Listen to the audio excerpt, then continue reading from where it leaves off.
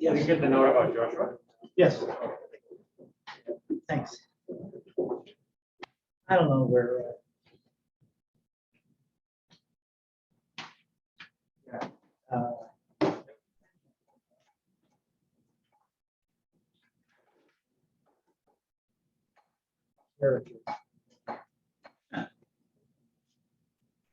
Yeah, he seems to have this problem every course like this.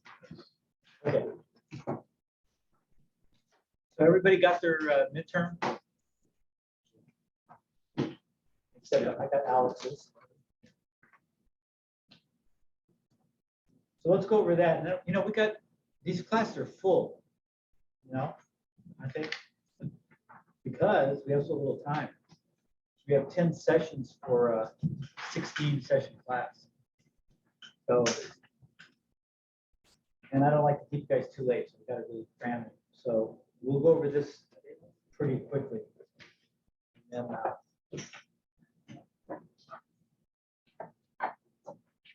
then we'll go on to the other stuff that's in the syllabus, like details. What's the second? Details. Right here. Foundation plan. Oh yeah. Commercial plan.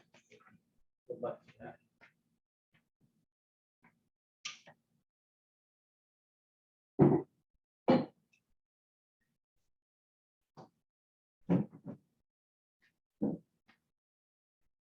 So let me go over a few that I noticed a lot of people missed or didn't understand, and then we'll ask for volunteers on once they miss it. They want to know about. Remarkably, everybody got number 1 right. I didn't. You didn't? Well, you know, if you didn't get such a good grade, I might have given you credit because the more I look into the handouts, there's such discrepancy even within the handouts that I did tell you the right way, but still, it's too bad. I think on that educational plan, Yeah, they're in a different order. yeah. So civil's always first because that's usually the site plan. The site plan is usually on the cover page with the site location plan. So that's almost inevitably the first one. And then the architectural is always the second. And usually it's floor plan, which is what I like. That tells you right away what you're up against. Our school set of plans that educational set has something else besides floor plan next. But then the real problem is structural and plumbing. And even what's in structural is not always the same. Some people will actually put the foundation plan in structural, especially if it has steel or things that need a lot of explanation. So foundations go in and out. Sometimes they put details in structural instead of architectural. So that varies. So I think you guys are doing remarkably well, all things considered. And I made a few mistakes on my designation. I said types, and so people gave me types like civil and architecture, but I wanted a more specific plan. So I didn't take anything off, but number 3, I gave 1 point off, half off if you didn't mention the world. Because the point I was trying to make is that they go around the world, different languages and different places. That's what's exciting about this. And I put worldwide conventions in the question, so I wanted a response that said people around the world. You know, because a lot of plans are made in the United States, and we have probably have the most architects in the world. And then they may go to Dubai to be built. That's really common now to build around the world, have plans in one place and building in another. So I was trying to emphasize that concept. Again, on 5, I took 1 off if you didn't put a fraction on the plan versus a foot on the real house. That's really rock bottom. Mostly if you have to explain it to someone yourself. Sometime, you know, they're looking at the plans and they're going, what does this mean? Then you can just say, well, see, these are all fractions of an inch scale, and the real house is obviously in feet. So we're scaling down that way. The section drawing was interesting because the arrow points to the view of the person reading the plan. Some people say it's the view, it's the view, it's the view the section has. So I gave her a credit. I knew meaning.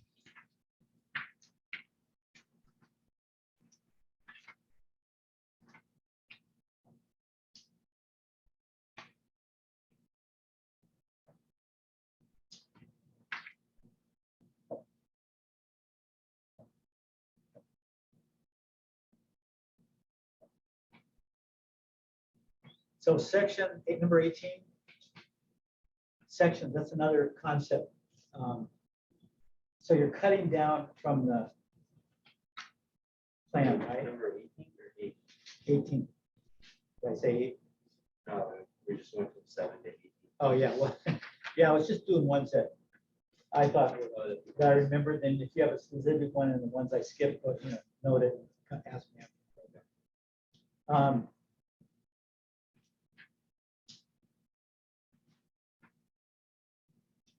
So the section actually technically doesn't go all the way through. I think it stops 4 foot from the floor.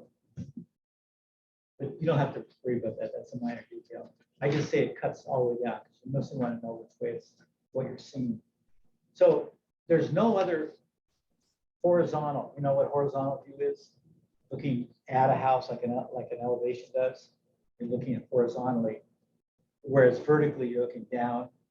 Like a plan view. There's no other horizontal view that will give you inside information other than the section. Because an elevation's on the outside, so that doesn't help you. Floor plan's on the inside, good detail, but it's looking down, and it may not show exactly what you need to see looking that way, looking across. So elevations are really critical. Sections are really critical. So the only thing that really show horizontally what's in the house, and there's a lot of needed information, especially complicated house.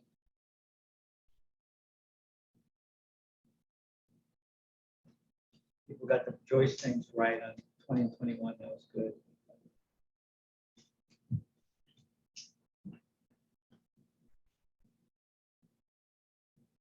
Yeah, on 24, there was a little confusion over what a roof plan was. So we talked about it, not a lot, but some. One of our plans, the AADC plan, has a separate roof plan. And that you could have gone to that. That was on your desk.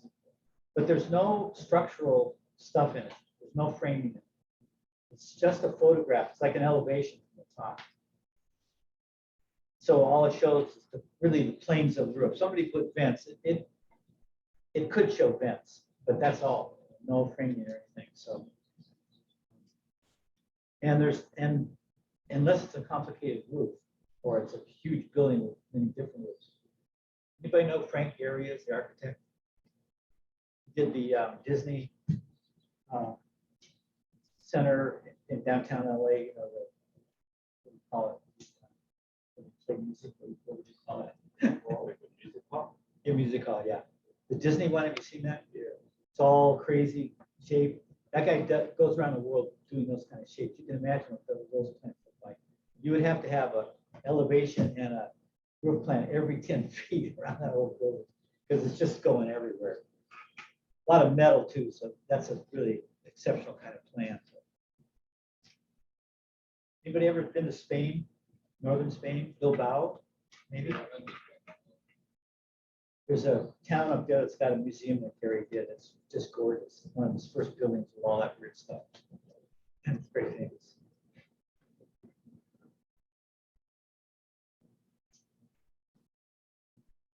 So in a roof plan, normally won't have the symbol for the slope.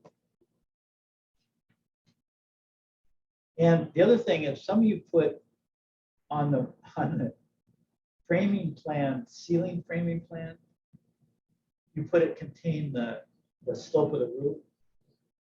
Unless you put that, because our educational plan has that in it.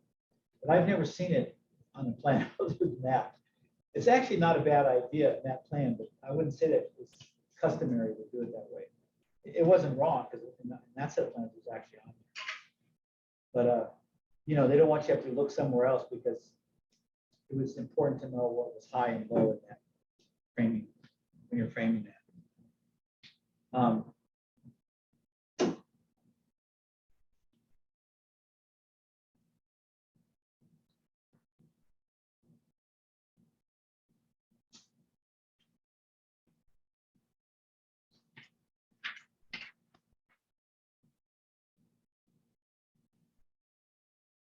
Oh yeah, on 28 was about why the city joists run different ways. And we talked about that class a couple of times. And some of you put to make the house stronger, and that would make it certainly a little stronger, but it doesn't need that strength. You know. So that's not the major reason. That's true. And I didn't take any off of that. The major reason is take advantage of the length of the width, smaller width.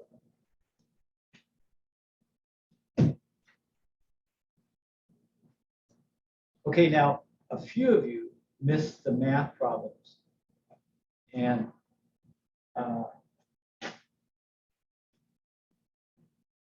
so if you're not signed up for the certificate in which you have to take a math class, it's not a bad idea.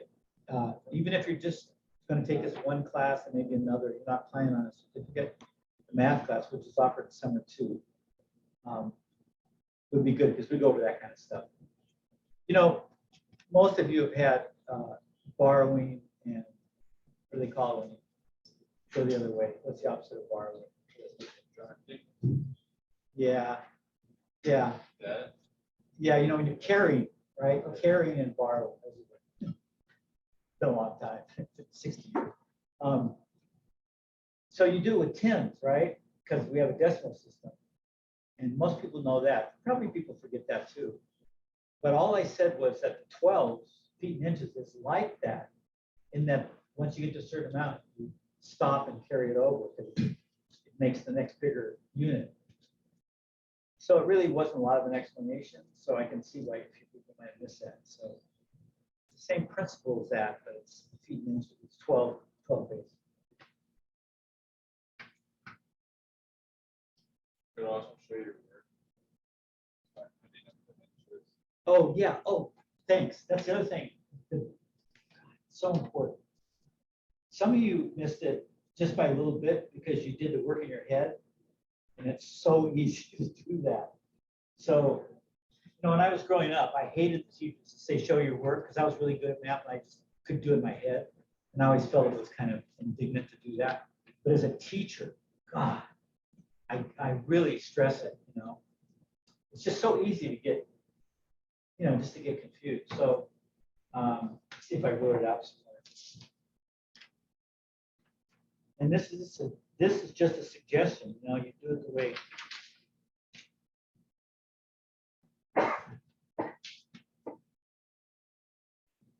Yeah, thanks for reminding me of that. So the first one is the subtraction. Now here's another thing that's really, and we go over this in math class. Subtraction is a funny thing. The language around subtraction is funny. So for instance, if you say subtract 6'11" from 8'4", a lot of people get those mixed up, you know. And that's because we're mostly taught subtraction in school as a table, right? You know, it's already a table, so it's already in the right place. So this one, 8'4". I mean, one hint is that usually one number is bigger than the other, and you can't, in a normal number system, you can't subtract the bigger from the smaller, right? So that gives you your first clue. But it's just good to write them out in a column form. Most of us aren't that way. And then I go. I mean, I don't do this always myself when I'm doing math, but when I teach it and I tell people that are refreshing their math. A lot of us had this, but it's been a lot of time between then and now, and we've never used it, so we forget it. So when we look at this, we know we have to borrow, we have to make this bigger, subtract 11 from it. So we have to get a whole number from here. break it into 12s and add to it. So what I do, this is the most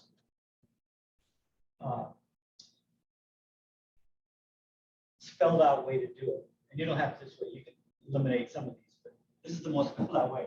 You go 8 foot, and then you go, no, you go 7 foot, and you go 4 inches plus 12 inches. So you keep the 4 on in front of you, and you take the 12 from here, and then this stays 611. And then I go one more time. I go, okay, that's 16. And 611. And then it's just a regular math problem. Now these are pretty easy, and so a lot of you, your math's good enough that you can just do it in your head. But I see so many, especially my math classes, do some practices. I'll see people just missing it by one because it's not hard to do when you're doing your head to invert it. So anyway, I recommend doing it the long way. If you're having trouble, if it's kind of, if in revisiting it, it's kind of hazy, you could very well do it. So that's why this math class is good. You know, if it doesn't fill summer 2, I sent out a note to everybody if they were going to take it, and I got 0 response. So if you're like, let me know if you're thinking of taking it, because I'm trying to get the numbers so I can. I already signed up. Yeah, those of you who signed up, I know who you are. And I took others. I think I sent you. Okay. That's part of the problem. Students don't always check your email. Anyway, check your emails and see, because I guarantee you it's the best class you'll get here in that course from me. Because I'm the most patient person in the world. I never humiliate anybody. We go over and over. Everybody feels like they're working in the class. And this is the last time it will be offered. Yeah. Can I audit it for fun? Yeah. So, because you took it, yeah, before. But and I do it a little differently. I do first half is fractions, like all this stuff, just getting back into it. And if you already know it cold, when we're looking at it, then you don't have to do the exercise. You just can wait. Second half we do stair framing and rafter, because those take a lot of math. Special. It's not complicated math, but it's different. It's its own specialty. And if you're taking the roof framing class and the framing class, which has stair framing in it, the math will give you a double shot. You get it there, and then when you take that class, you get it again. Not quite as much, but those work together will make it easier to understand those things. And I don't think anybody else does those particular. Yeah. Do you use the same textbook? No, I use handouts. But you don't use that. I got these handouts from junior high textbooks years ago. Just photocopied them, and it explains all the processes. It has little diagrams explaining, dividing a hole up in this many and then divide up in this many. And if students, we just go right through it, and whatever students know cold, they just don't have to pay any attention to that. It's only a couple of days. It's only like it's only like 2 or 3 sessions. Then we go through decimals, and we have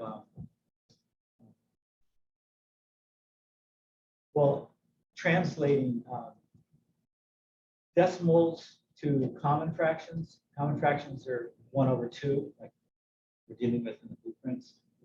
And then there's what I call partners fractions. I don't know if anybody else calls it that, but those are all the fractions that are on tape measure. So the smallest division is 16. So that's the finest cut. So if you want to translate another fraction, go to 16ths, and that'll get you the closest to it.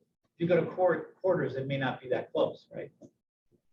So I have various ways I teach to translate that. And then if those fail, because it's kind of abstract, if those fail, then I show you how to use your construction calculator.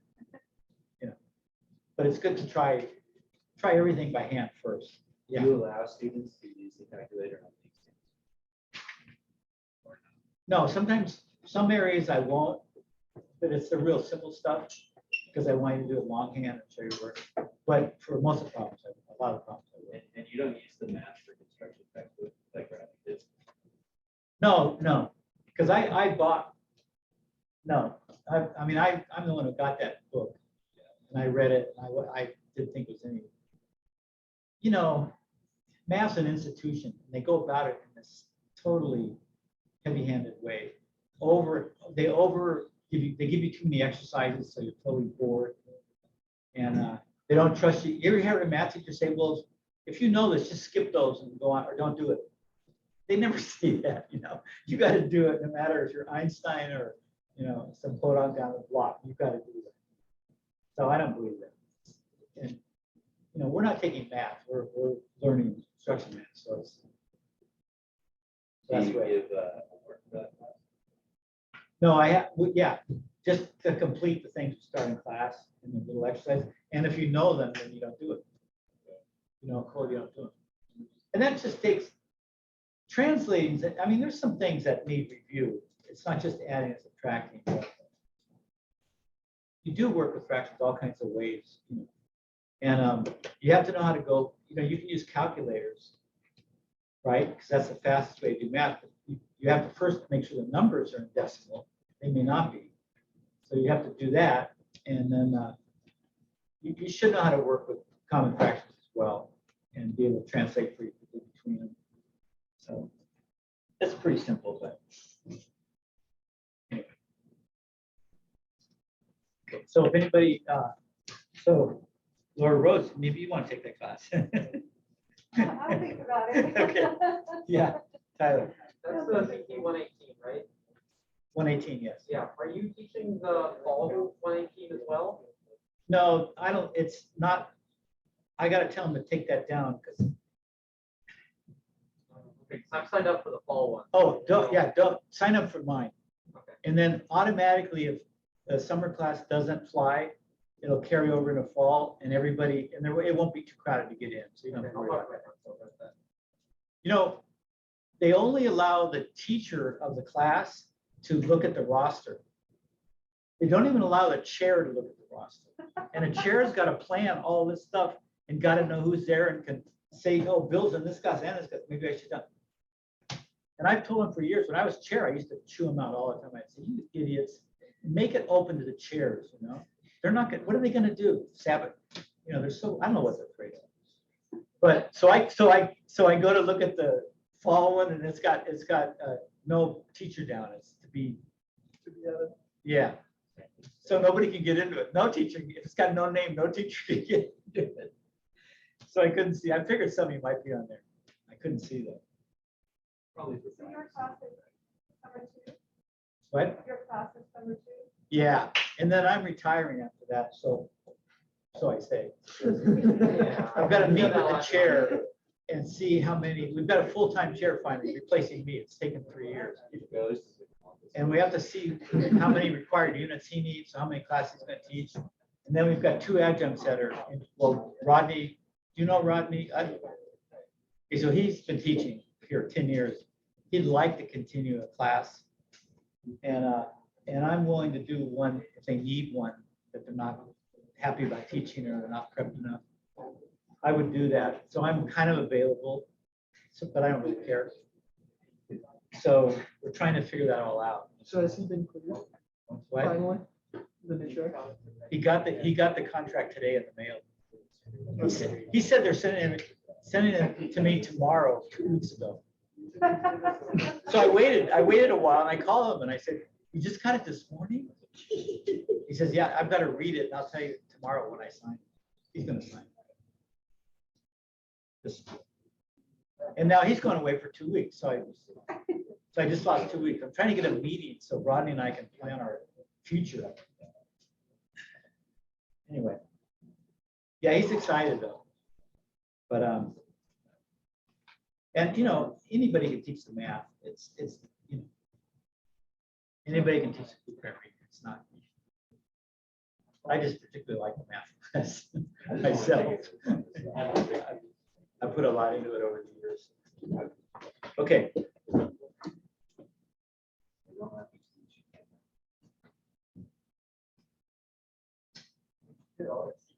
So on 36, siding a building and what are 2 points established? Some of you put a line. Now, in geometry, in Euclidean geometry, there's a line has 2 ends to it, right? What do they call the thing that's goes infinitely? A plane. Anybody remember? It's like a line. I don't know. It's, When the geometric, build in.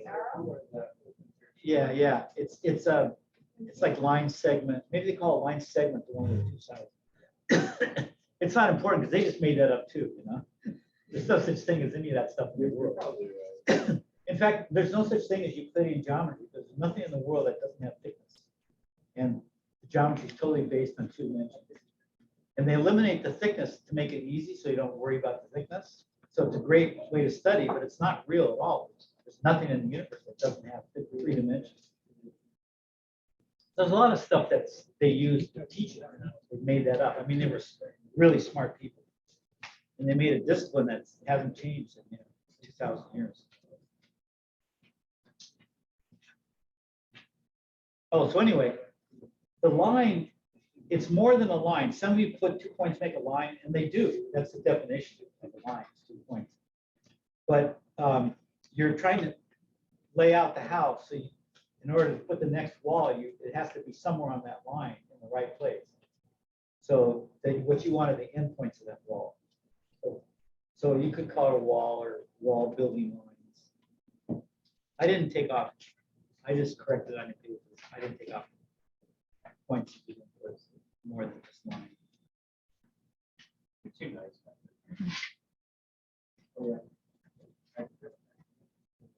Okay, so Tyler, Lewis, leave your test after class and I'll go back over. Oh, no, It's never not too mind. nice. Never mind.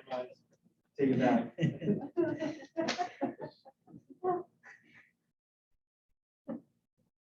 Okay, so in siding a house, some of you are probably starting on houses from the foundation up already, probably in this class. But a lot of you are beginning and haven't done that yet. So this is kind of advanced, but for 37, I'll just say it real quickly. It's got 2 parts. Some of you put that you bounce off a benchmark, which is true, and you get that elevation that's on the site plan. But then you've got to do more than that. There's a second part, and that is subtracting all the stuff between the finished floor height to the top of the board. So you have to look at a cross-section of the wall and look at what the joist thicknesses are, the subfloor thickness, the mud sill below the joist. Then you get to the top of the concrete. That's where your board is. So you got to subtract all that intermediate information. So some of you, I might have taken off one and said you need to add this. And it's we call it a 3-4-5 method, and every carpenter will know what that means. But technically, it's a 3-4-5 right triangle. So you should probably call it the right. I realize that would be kind of sloppy to say 3-4-5, but it's a right triangle because you're trying to find a right angle, a perpendicular for the wall. And 3-4-5 tells you which right triangle it is.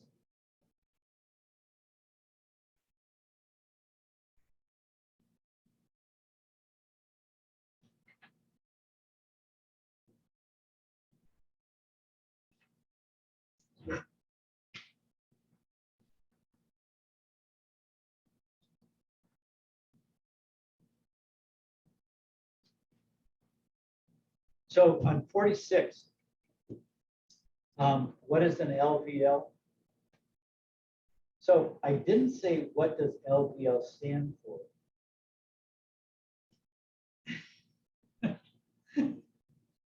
But if I held strong to that, I would have marked most of them wrong. So be careful those kind of questions where they have abbreviations, and make sure that what they're asking for, whether it's just abbreviation or they want to know what it is.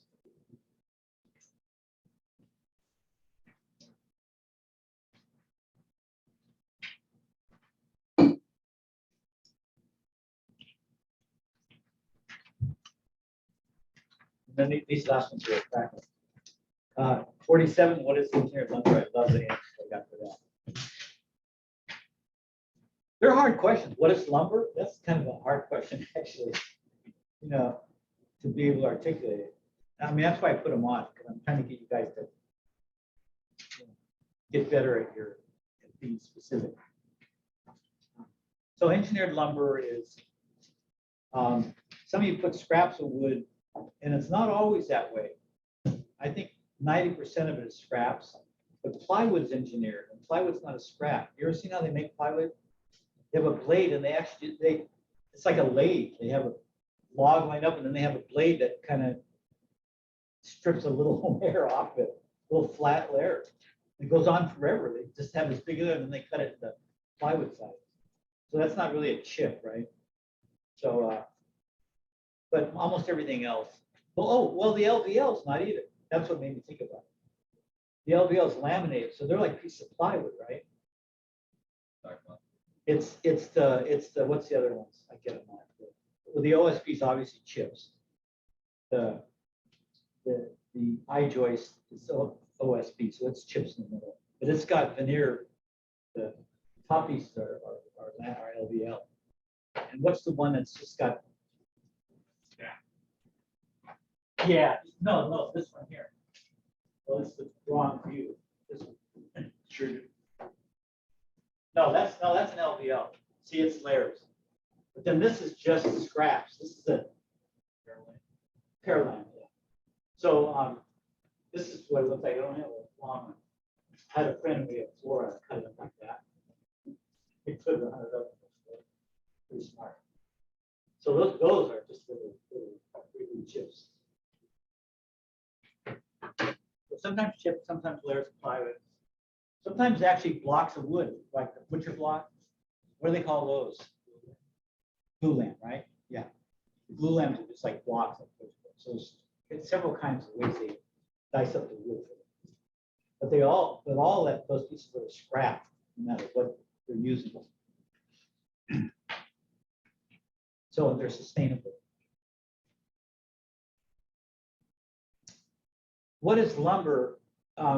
Saying that it comes from a tree is good because it is wood. And then that it's cut in standard sizes is probably a good thing to throw in. I was pretty liberal with that. Because lumber usually almost always has a size to it, right? And it's a standard size. So. And everybody got hold down, most people. Some people said it made the house stronger, but they didn't say specifically connected the wall to the foundation. So I took one off or I added it.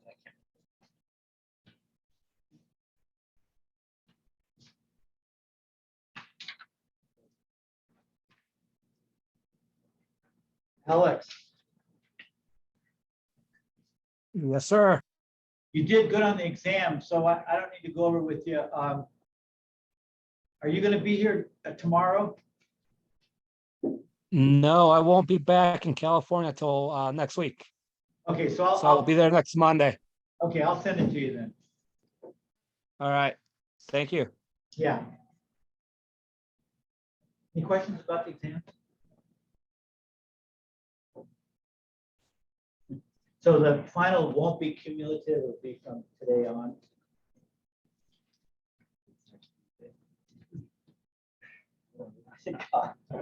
Like you blink and the class is over for the last week.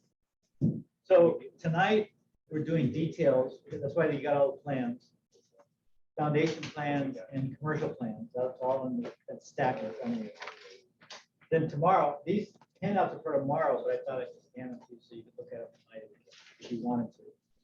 They're all the mechanical plans. And specs. I have a little thing on specs. It doesn't say much, but we're going to look at it. And then the next Monday is the final prep, right? Week from today. But we're going to talk about using plans, how we start building from a plan. That'll be what's left after the prep. Then the final. Then Juneteenth is that Monday, and then the next Tuesday is a review. we review the final. I'd like you all to come. You're supposed to come, unless you have to leave town because you're wanted by the FBI. That's okay. But, because I got a lot of drawing things, perspective things that are kind of fun, but are also useful for partners to do that same day. All right. I'm sorry, what? No. It does not? Oh, before June changes? Yeah. Yeah, 21st is that last. Yeah, you're going somewhere. Oh, wow, good for you. You looking forward to that? I just found out about it today, so. Yeah, have you been very much there?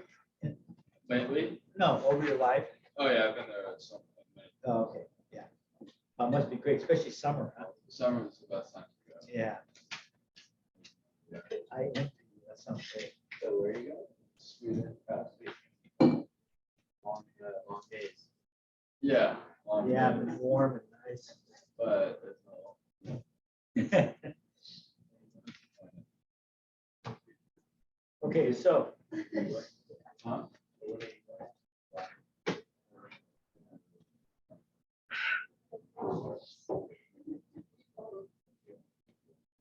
So details, I looked over the plans we had. There weren't many with good details. So the, so.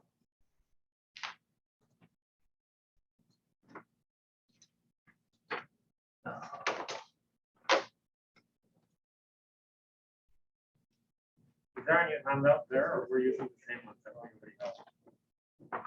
I don't know. We'll probably use all of them.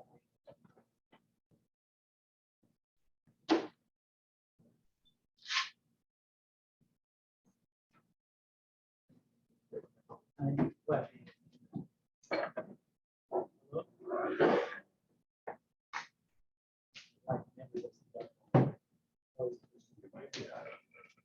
so this one here, which is a Shumash Learning Center, right? We have that. So I did the original plan is a lot bigger. Plan room copy.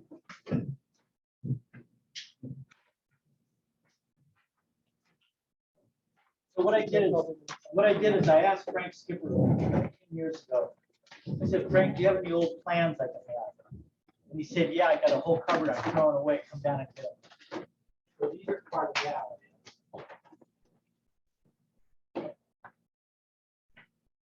Maybe your founders. No, they're out. So sit near someone who's got them. I have enough for each table, but yeah, you've got two. So you actually won't need that one yet. But what I'm trying to say is, when I get a set of plans, I don't copy the whole thing because it costs a fortune for this class. So I kind of pick and choose. And sometimes I pick and choose wrong. So this one could have used a few more pages, is what I'm trying to say. And it has especially good, oh no. I'm wrong.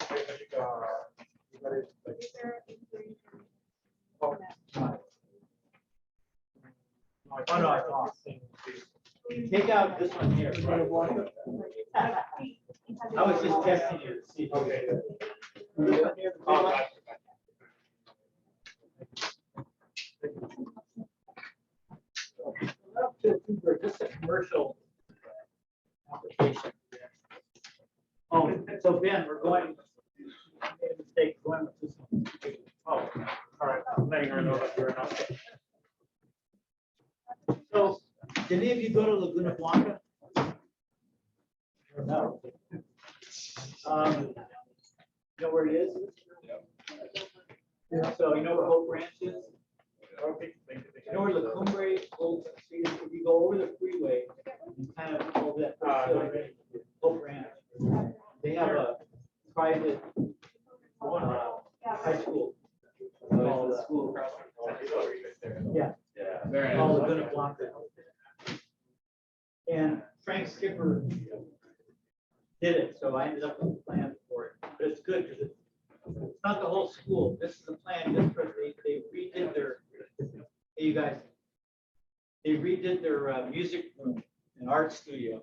So a lot of electronics and lighting and sound stuff. So it's a really interesting set of plans. But I didn't include the details. So I just want to show you this. We'll look at other details. I was trying to find out where the details are in the plan before that refers to a detail page. And they vary. They can be on a floor plan. That's, you know, that would be a good place. These are from sections. It's kind of interesting. So a section plan. So you'll notice this right here. You have to look up because you don't have this particular print in your plan. But it's a section. You can tell it's a section, right? And it's got these are the sections here. And then it's got little notes, like right here, like 5. And they refer to these sections on this side. It's complicated, it took me a while to figure it out. Because they also have numbers in notes. They put their notes in numbers. So you get a lot of numbers. Some have a square box, octagonal box, round circle. It's very confusing, you know, find a 9, but it's not a bit of note, detail. Anyway, but look at these details. There's a lot of specifics. They have a whole nother page just in this section. So I just wanted you to see where they can come from. Let's look at the plan, you gotta see if there's anything in here. This is a commercial plan, right? School, I guess. So part of our thing tonight, we're gonna mix it all together because that's what it is. But this one, the site plan, look at the front of this big one. See, this is an oversized plan too, right? It's a little bigger than the others. So it's got a vicinity map. Sometimes they call it a site location map a vicinity map. See on the bottom middle. Tells you where Laguna Blanca is in relation to 101 at Cliff Drive.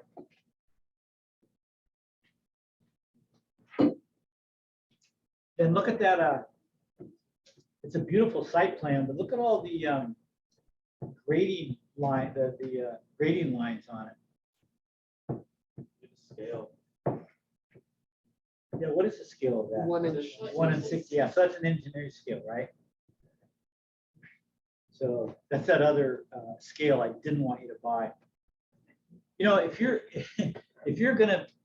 working for a company and you're going up and someday you're going to be in the office doing that, then you need an engineering scale for sure for this. But for you guys, I didn't want you to buy one just for this limited thing. But yeah. But on ours, it does have an inch. Oh, an inch? Yeah, it's an inch. Yeah, but that's an inch equals a foot. Inch equals 60. Yeah, That's a foot equals. the architect's scale, the inch will be equal to a foot.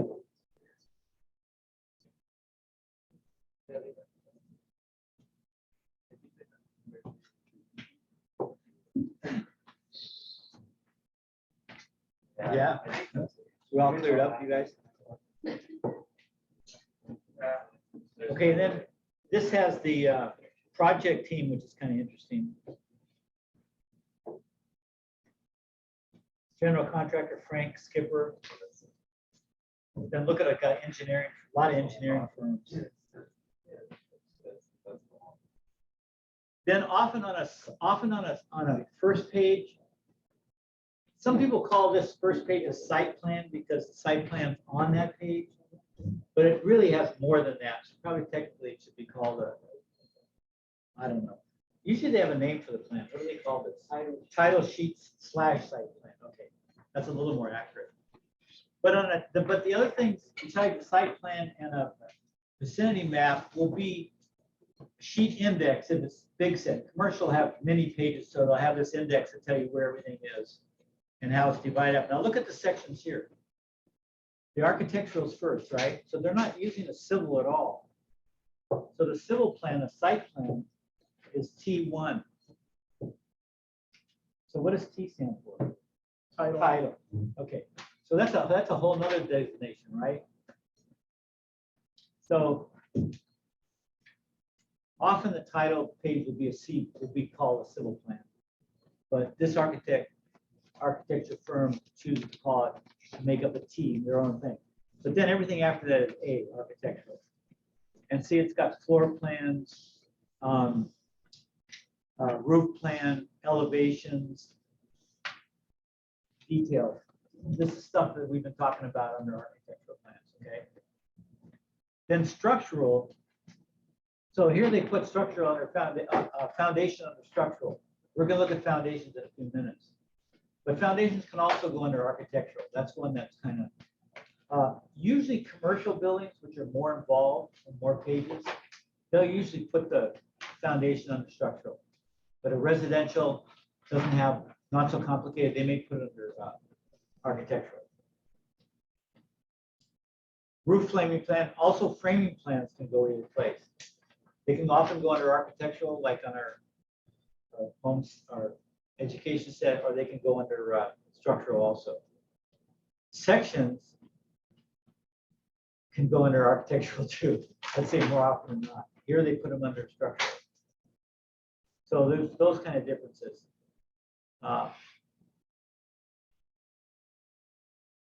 Mechanical is probably HVAC, right? Plumbing, electrical are separate. Electrical / fire alarm, they have a whole plan for fire alarms because in public buildings, you've got to really have a lot more of that kind of stuff. Safe. And then they may have general notes and applicable codes, just kind of general information. Abbreviations, whole plate of abbreviations. You know, they do that now. You know, we had that handout that had abbreviations because in the old days, you could get a sheet, and that was most of them. But architecture and building has just blossomed over the last 50 years.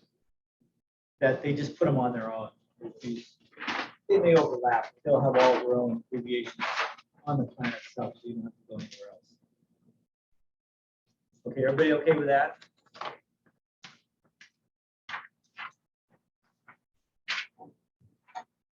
So this is a remodel. So remodels can be different, but this does have a floor plan first off, which is pretty typical.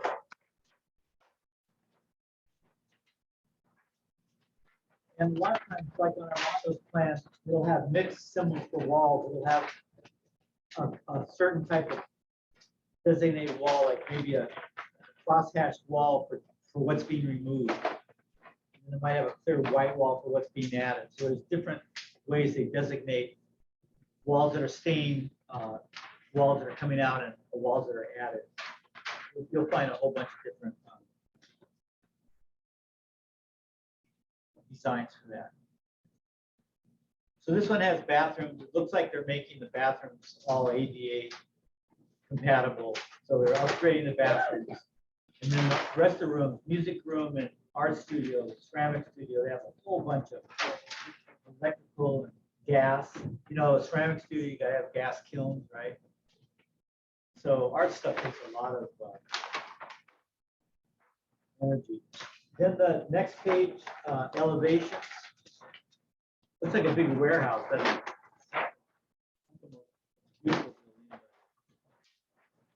Again, you can see on the elevation, all the materials. Now they don't list them. They have a note on the side that are numbered. And we have another set of plans that does the same thing. So that's one choice they make.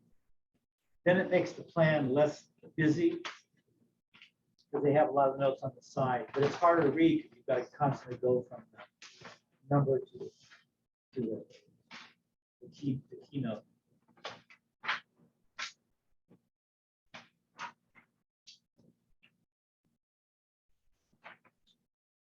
Spells out the exact tile, the roofing membrane, fiberboard, polyisocyanurate, foam insulation, So they've got all their, even the product name on there. Next plan, A6.1 is reflective ceiling. So it's an art studio, so they get lights important, so they've got, and then the music's probably got, yeah, the music's probably not light reflection, but sound reflection, obviously, right? Anybody ever been to the Music Academy of the West in Montecito or Santa Barbara, Montecito? That's a really beautiful building, and they've got really incredible, almost art forms for the sound maneuvering or whatever you do. That's such an important thing, and probably companies and people that do nothing but figure out what a symphony needs overhead, you know. Pretty interesting. I won't be getting there in this lifetime. Then we have a special floor plan with elevations. Oh, it's a very specific thing, just the bathroom. We've got all those elevations for the how the urinals and toilets and sinks are all linked. That's pretty, because of the handicap laws, that's pretty important to have that all done exactly right.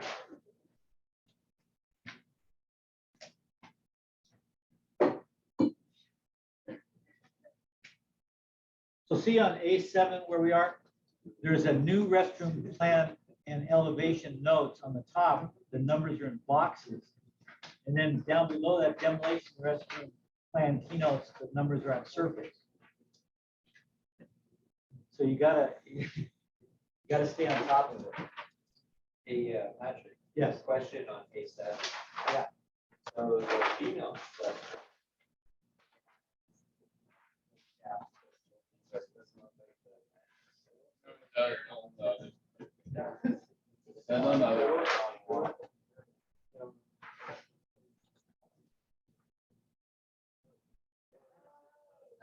One's a different restaurant.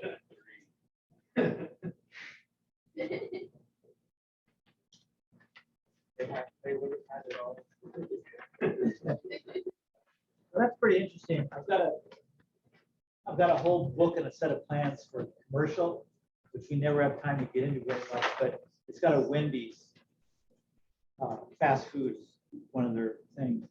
Same thing, you know, it's really important how they do their bathrooms, you know. So is it because building 16 has so the handicapped people have to go to a different building? I think that's probably accessible, and they just forgot the wheelchair, but I can't say for sure. There probably wasn't room for that wheelchair. Well, it's got a circle too.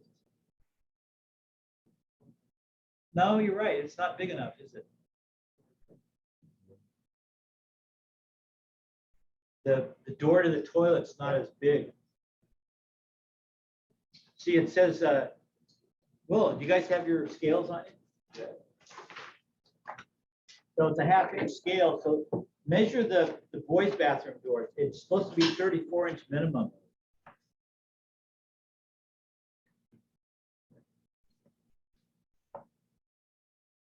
And that's 24.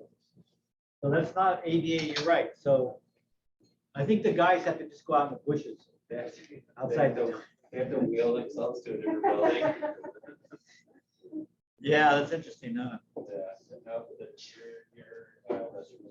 Well, but wait a second, what's this plan? This may have been what Matthias was looking at. The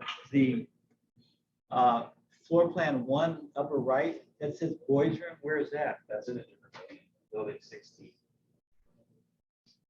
No, but it's the same building, it's only one building. Well, that's it. Yeah, they might be adjoining buildings. So I think if you have a ADA bathroom in the vicinity, you're okay.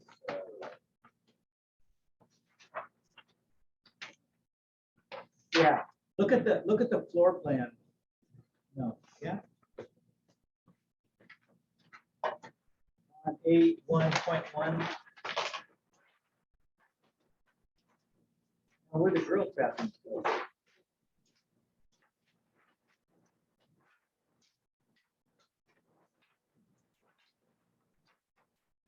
You can see a ADA, the boys right of the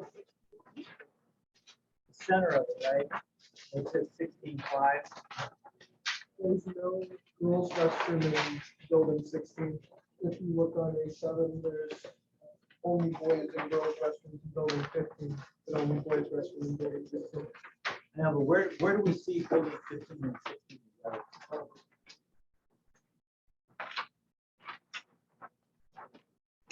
I think of the floor plan that has it.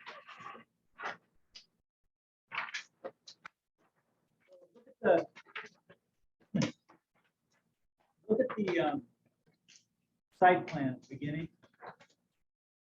It shows the area of work, and it shows the art and music building, building 16.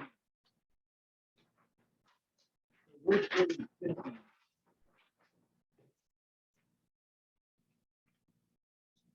I thought it might have been attached to it, but building 15 must be that, one of those nearby buildings like that. Well, that's an auditorium. It could be in the auditorium, right?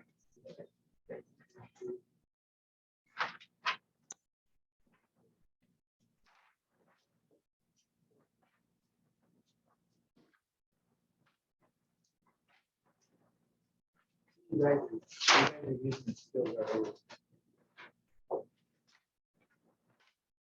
Yeah, where is building 15?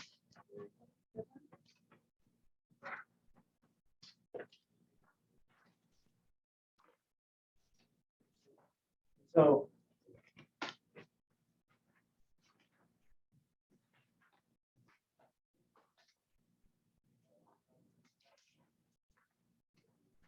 anybody found building 15 yet? I mean, it's the floor plan's on A7, but a bigger picture, like what it's attached to.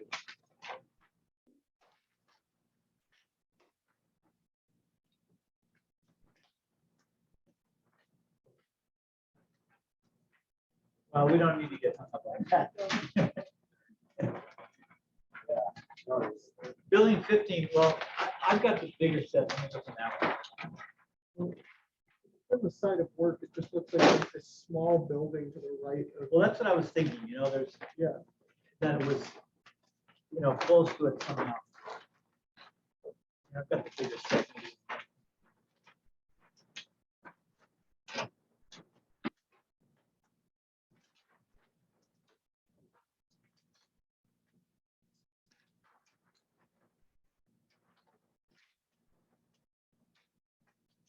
Oh, yeah. So building 15 is the auditorium. And it's on the upper right-hand corner of the auditorium where there's bathrooms. On A7. So, yeah. So, yeah, you gotta go out, you gotta go to the next building. That's weird. They couldn't spring for another. Yeah. But this building's existing, right? So they don't have they can't enlarge the footprint. And they also need all that room for the activities, so. Who are we to outguess the architect? But it's fun to do. So I don't think I have schedules anywhere. I just realized. Yeah, so go to A4. Oh, okay, we'll get it somewhere else. I've got to schedule another set of times. Okay, so any questions about that? I just want to show you a commercial building. It's a remodel.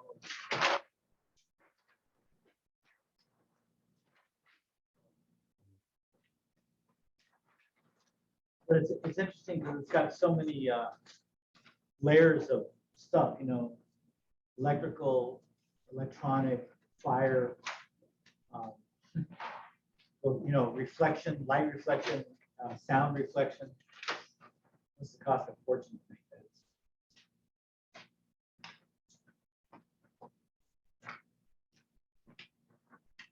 Good old Frank Skipper.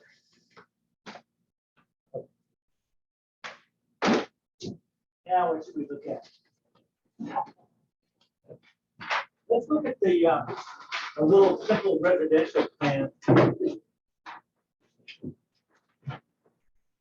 This one, Bill Dane. Yeah, dang. Dang it. Yeah, this one, some of them aren't the best quality prints, but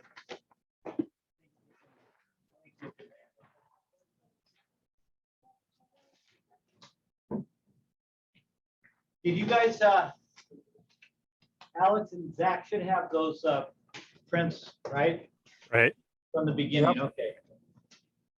I'll try to be more vocal about where we are. So we're gonna look at the Bill Dang prints. Let's see, where's the camera? Hey, Zach? Yeah. Are you looking at the camera, at the Zoom? I am. Am I blurry in it? Yeah. Why Yes, is you're that? blur- It's a finicky camera. Oh, that's not the answer I wanted. Finicky camera. Okay. It goes in and out, you know? Yeah.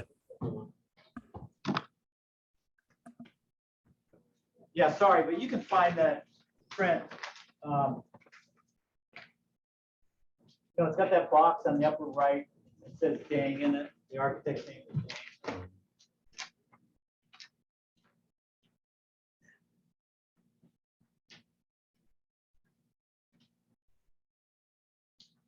So this is, this might be a preliminary set of plans also, because it's so brief.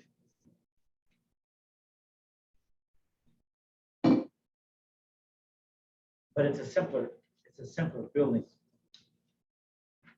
So there was probably a title page that I didn't copy on this, or maybe it didn't, I didn't get it.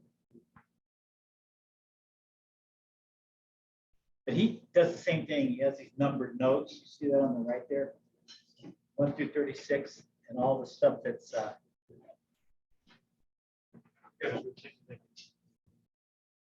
what's that? They've been very kind with me. So then it's 2 stories, so it's got a second, so go to A2, the second page. So the second floor only takes up part of the footprint of the first floor, and then there's roof next to it. So see so that's actually a roof plan also, for at least the first floor roof. You see that? Where the walls are in the middle on A2 is the second floor. And then to the right and to the bottom of it is surrounding white area, but that's the roof from the first floor.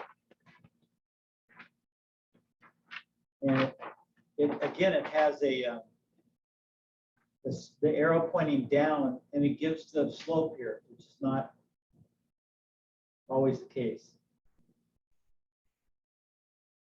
Notice that the slope is 412. Oh yeah, no, 4.5. And they forgot the 12. On this, on the other side, it says 5.5.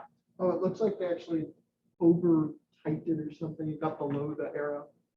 12 is right. Oh, next to yeah, it. yeah. Okay.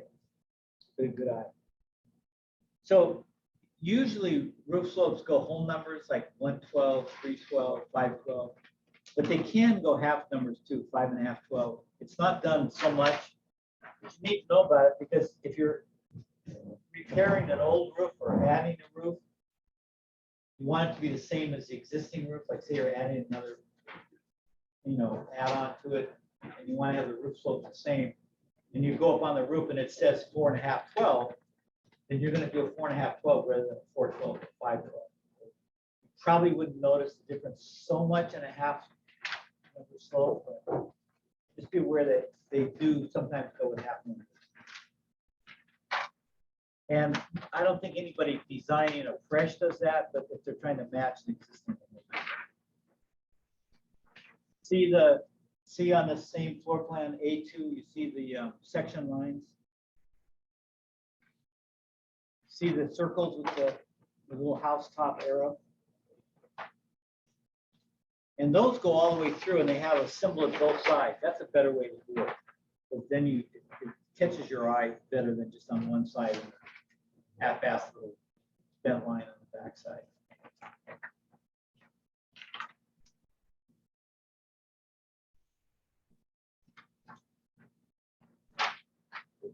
So then here's a schedule on A3. So these are the three most common things that are scheduled: the doors, the windows, and finish trim.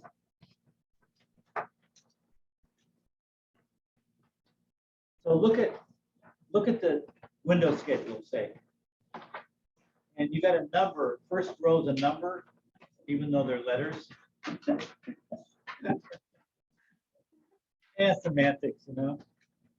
That's where they're going to appear on the floor plan. The windows appear as letters and the doors as numbers. And then the type will be sliding, SL, fixed, FX, CSM. Anybody?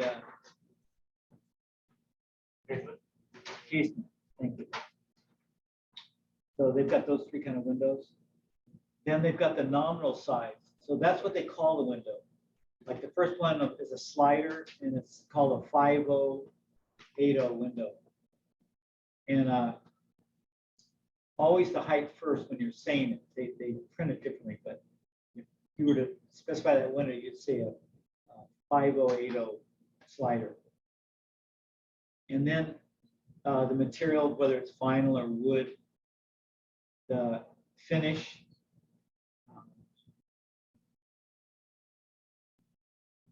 glass type.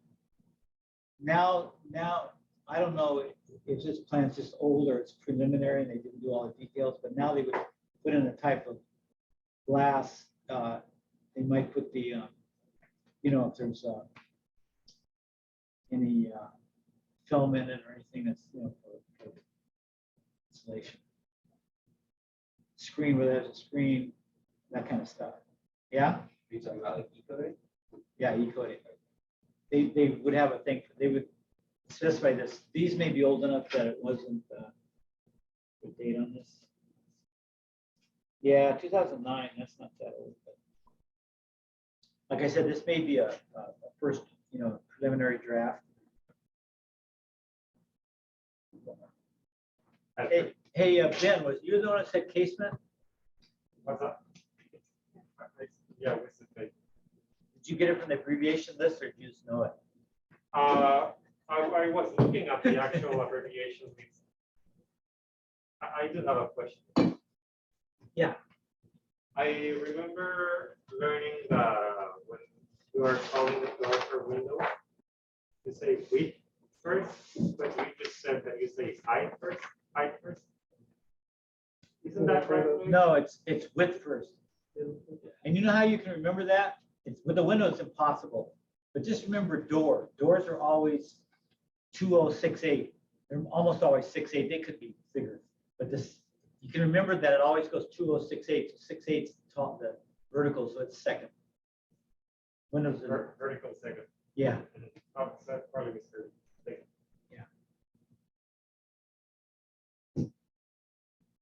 Yeah, so these are right. 80. I was wrong. I said, because I thought it was a, yeah, the width is 8, so it's an 8050 window. Is the hollow core, solid core tempered the glass type in the abbreviations list? No, that's for the door, the doors. Were you asking what it's for? No, I was asking if those were what the glass type would be had they been on the sheet, but no. No, it's for a hollow core door. Okay. Where does it say?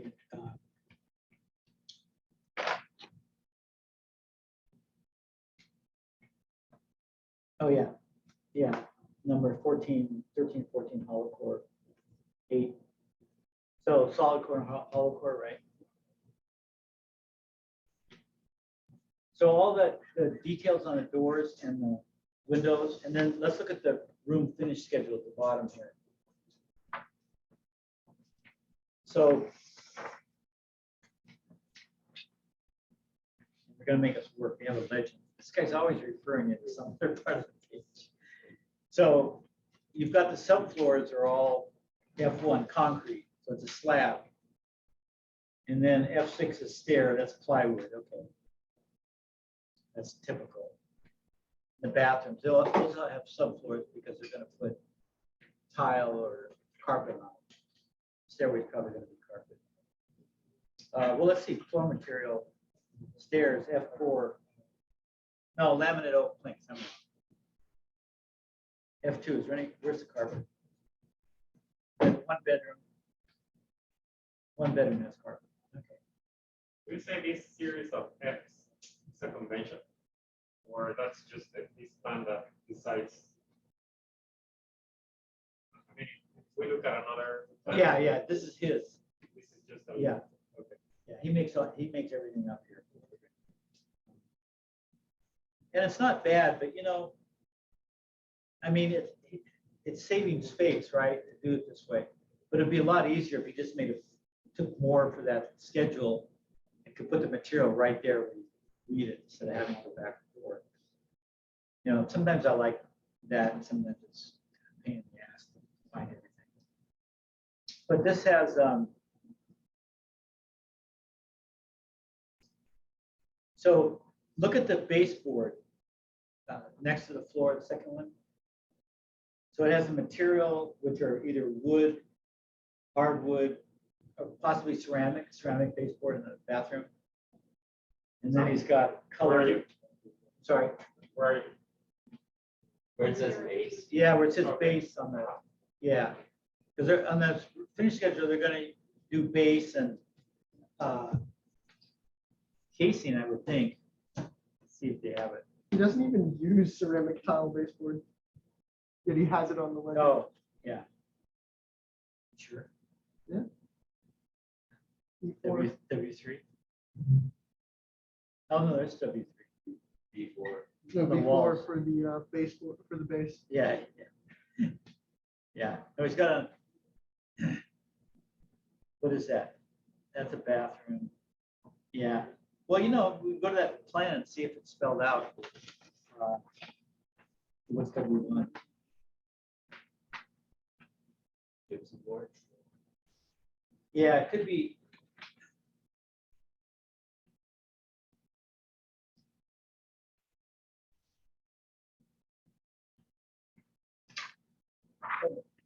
Oh, the baseboard's B4. Right? Yeah. Oh, you're saying there's no B4 on There's no there? before, Yeah. and yet it's on the legend.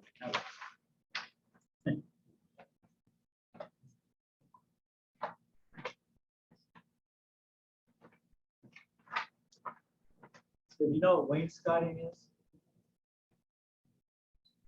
Anybody? So you know those little when a room's paneled like 3 feet up, and there's, you know, panels around, that's wainscoting. And usually there's a chair rail above it.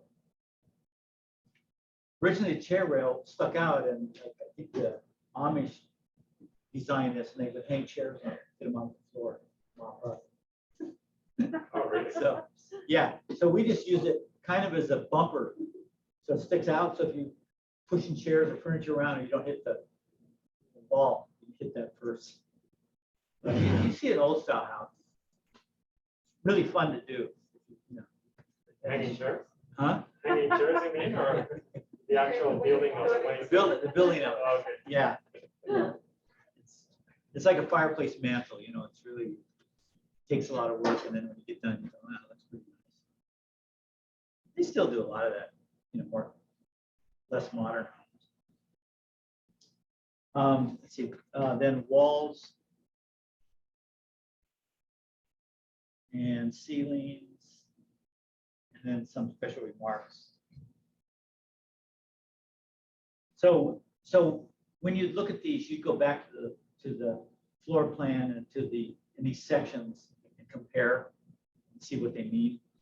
You know, if there's a bathroom section, see what kind of tile, if the whole wall tile, sometimes they have a coping, you know, for the base. The B4, then the series B4. Okay, then moving along.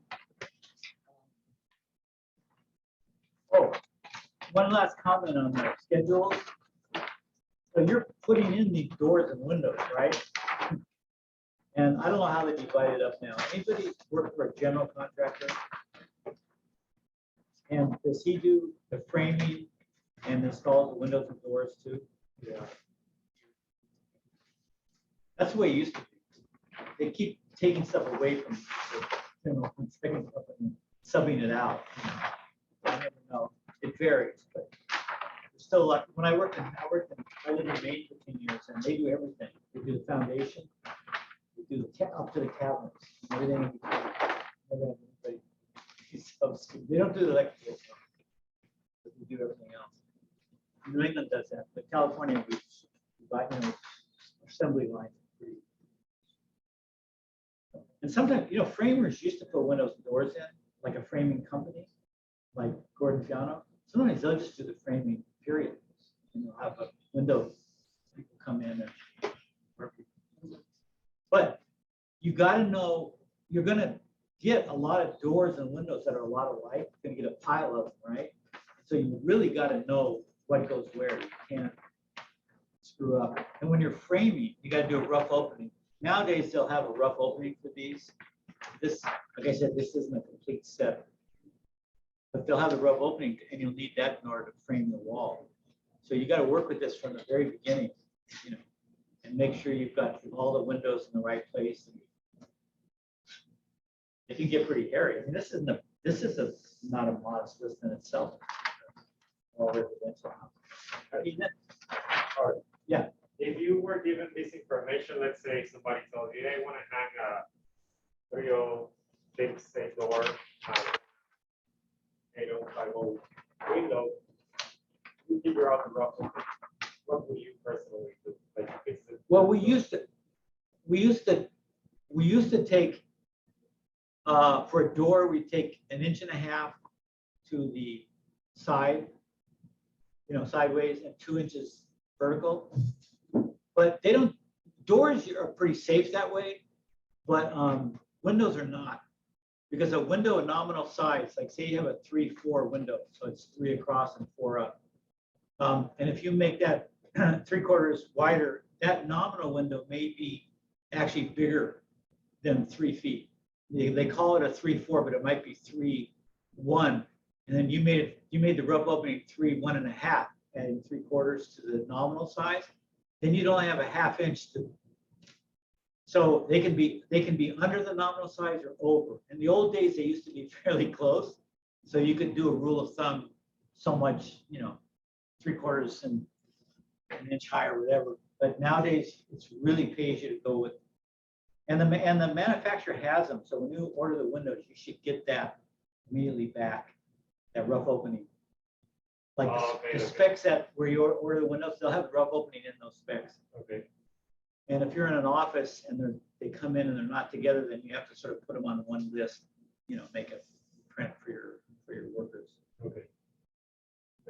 Yeah, that's a good question. Yeah, a lot of stuff. You know, we used to size headers, you know, over windows by the width of the window. You know. What do you mean size header? Well, if it was it was under 6 feet, we'd put a 4x6 in the wall above it. And that would be structurally enough. Can't do that now. All that's got to be spelled out by the architect. And usually normal headers, the architect knows enough and the building department doesn't ask them.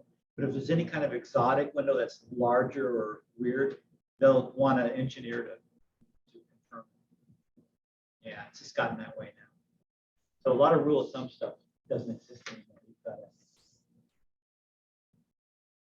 And so the plans are more intense now. There's more information, a lot more for that reason. Okay, so A4 is elevation. That's a great This is a great illustration of an elevation. You can see where all the windows are on that side. And they're all, well, yeah, they tell you whether they're wood or aluminum.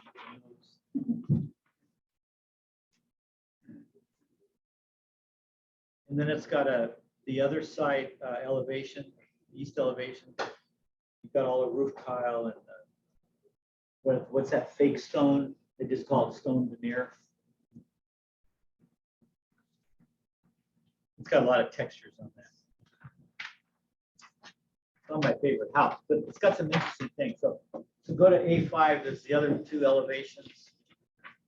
And they put in, so here's kitchen.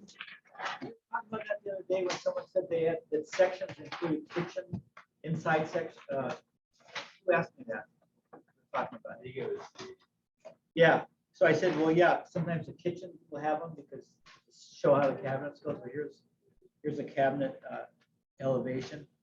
They call it an elevation. The other, you were asking me, I think they call it sections, what we were talking about. Right. So this is called an elevation. So, and I think that's what I told you, that sometimes they put them under, they put them in different places.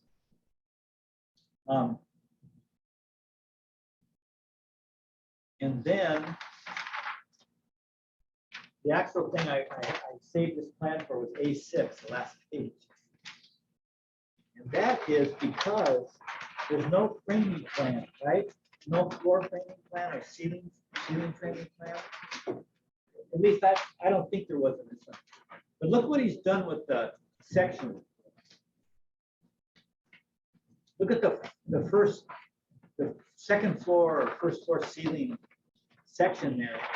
He spelled out see where there's, you all see the house there, section A? Everybody's there on A6. And then see that floor, kind of, halfway up, it's the floor between the first and second. Oh, yeah. And then there's a 4 in a box, number 4 in a box, pointing an arrow to it. We'll go over to 4 and it says 2x12 floor joist at 16 on center. So instead of a framing plan, he's showing you the end view of the joist, section view. But it still tells you what the spacing is, and it still tells you the size. And you can actually just count them up and use that as your, in some ways it's actually clearer than if you had a framing plan. But that's unusual. So I flagged it because same thing with the rafters up above. You can, what I would do is first verify that they're all 16 on center and that he wasn't just sort of, doing it kind of sloppily just to give you the idea. And then I would just use that for my count. If I had to know how many rafters, I'd just count the ends and say, that's it. Why work hard?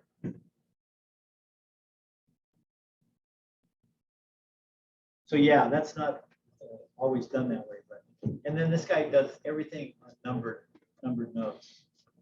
It drives me crazy, but anyway. Hold on, why is that drives you crazy? Because you have to go back and forth constantly. You can't. Some elevations you can see, or sections you can see everything right there.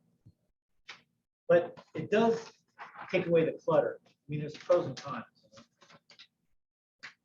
Okay, so that's good. I want to show that. So that's good. Oh yeah, let's show my plan. There's another commercial building. Oh, no. You got a picture of it. Which one is this? So you guys got that, Zach and Alex, the Shumash Yeah, Learning Center. Got a bunch of elevations on the front.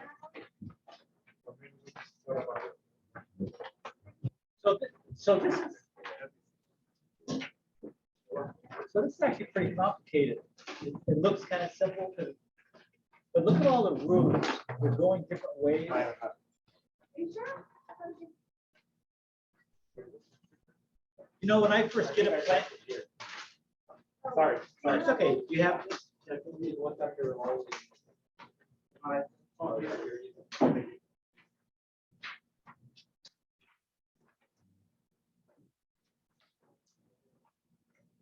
when I first get a set of plans, I want to know that the shape of the house. So I'll look at a floor plan and, usually it's a rectangle or a couple of rectangles. Okay, that's easy. Then I'll look at the elevation to confirm it. So yeah, there's gable roofs or hip roofs on the 2 blocks is okay. This, when commercial or bigger, more expensive homes, like in Montecito, you might have a home with 20 sides rather than 4. 4 elevations, you might have octagons and sky's the limit. So those I had one here. I don't know if I can find it. I didn't have prints, but I have a thing. If I can find it, I'll bring it out next week. And it's just like it takes so long to get your sense of what the building's about. This one's a little complicated too. And so I might have put this, no, this is the last page. I want to put the floor plan. You know what? I have it. Yeah, I didn't copy it, but I'll see if I can find it. It's over there. But you need a roof plan. I think there's actually a roof plan for this one because there's enough roofs.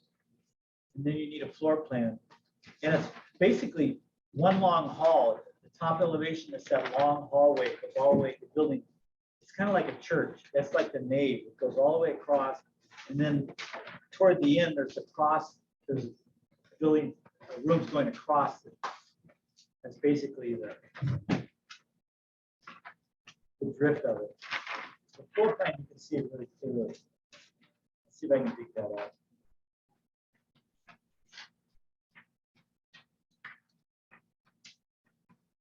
So let's look at S1, the foundation plan, while we're here.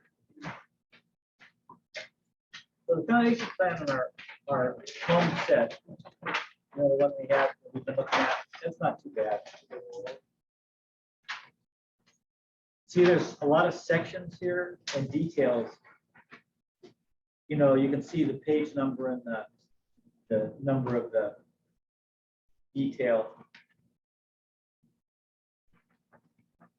And let's see if they actually match.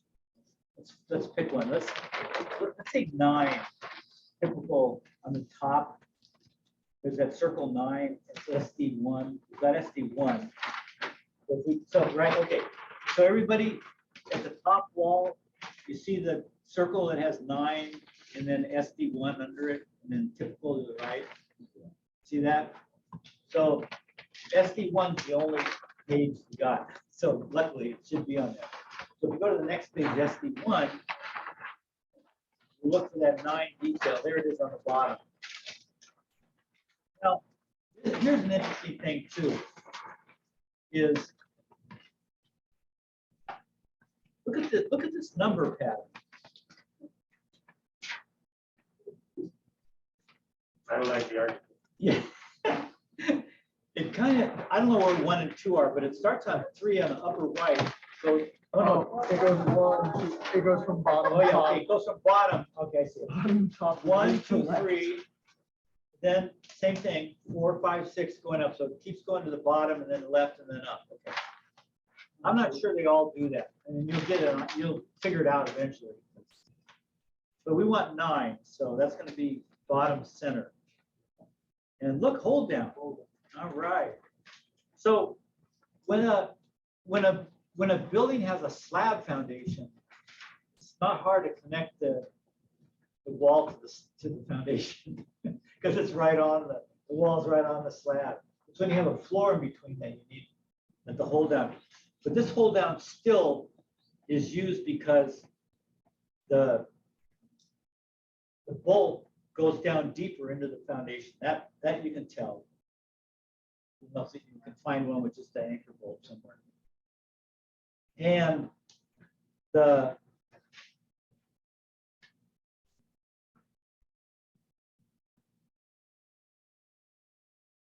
this thing right here goes against it's supposed to go against a 4x4 or a 2 2x4s. So even though it's into the slab, it's it could be a shear panel at the corner of a building, and this is part of that. Often shear panel and hold downs go together. So, but instead of just a bolt coming through and then a bolt attached to the 4x4, you've got a whole bunch of screws that go in there. So it's really secure. This bolt's, regular bolt, but, and then this goes down into the concrete. So this is at the bottom of the wall, and then there's a plate, and then your concrete, your slab's right under there. There's no floor system. So theoretically, an anchor bolt into the floor in a slab comes up above the slab, and your wall goes onto that anchor bolt. That should be enough to connect the wall to the foundation, right? Like we were talking. But sometimes it is, and sometimes it isn't. Depends on that. The building and the weather, the seismic and hurricane conditions. And sometimes they'll want hold downs as well as those. So it won't be that the building's not connected to the foundation, because on the slab, the walls are connected to the foundation automatically. But they may think that connection's not good enough. And this is what tells you what they think. I mean, this is it's a public building, so they're always paranoid of injuries and failure. So they tend to overbuild them. This has got a lot of notes, and a lot of kinds of foundation.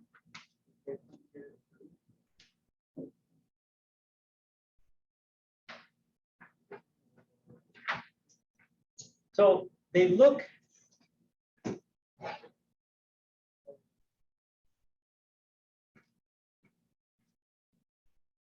So let's take this number 9 because we singled that out. A couple of holes down there.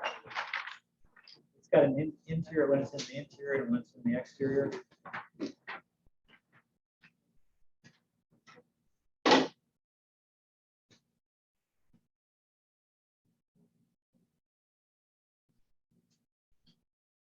So it's got see that?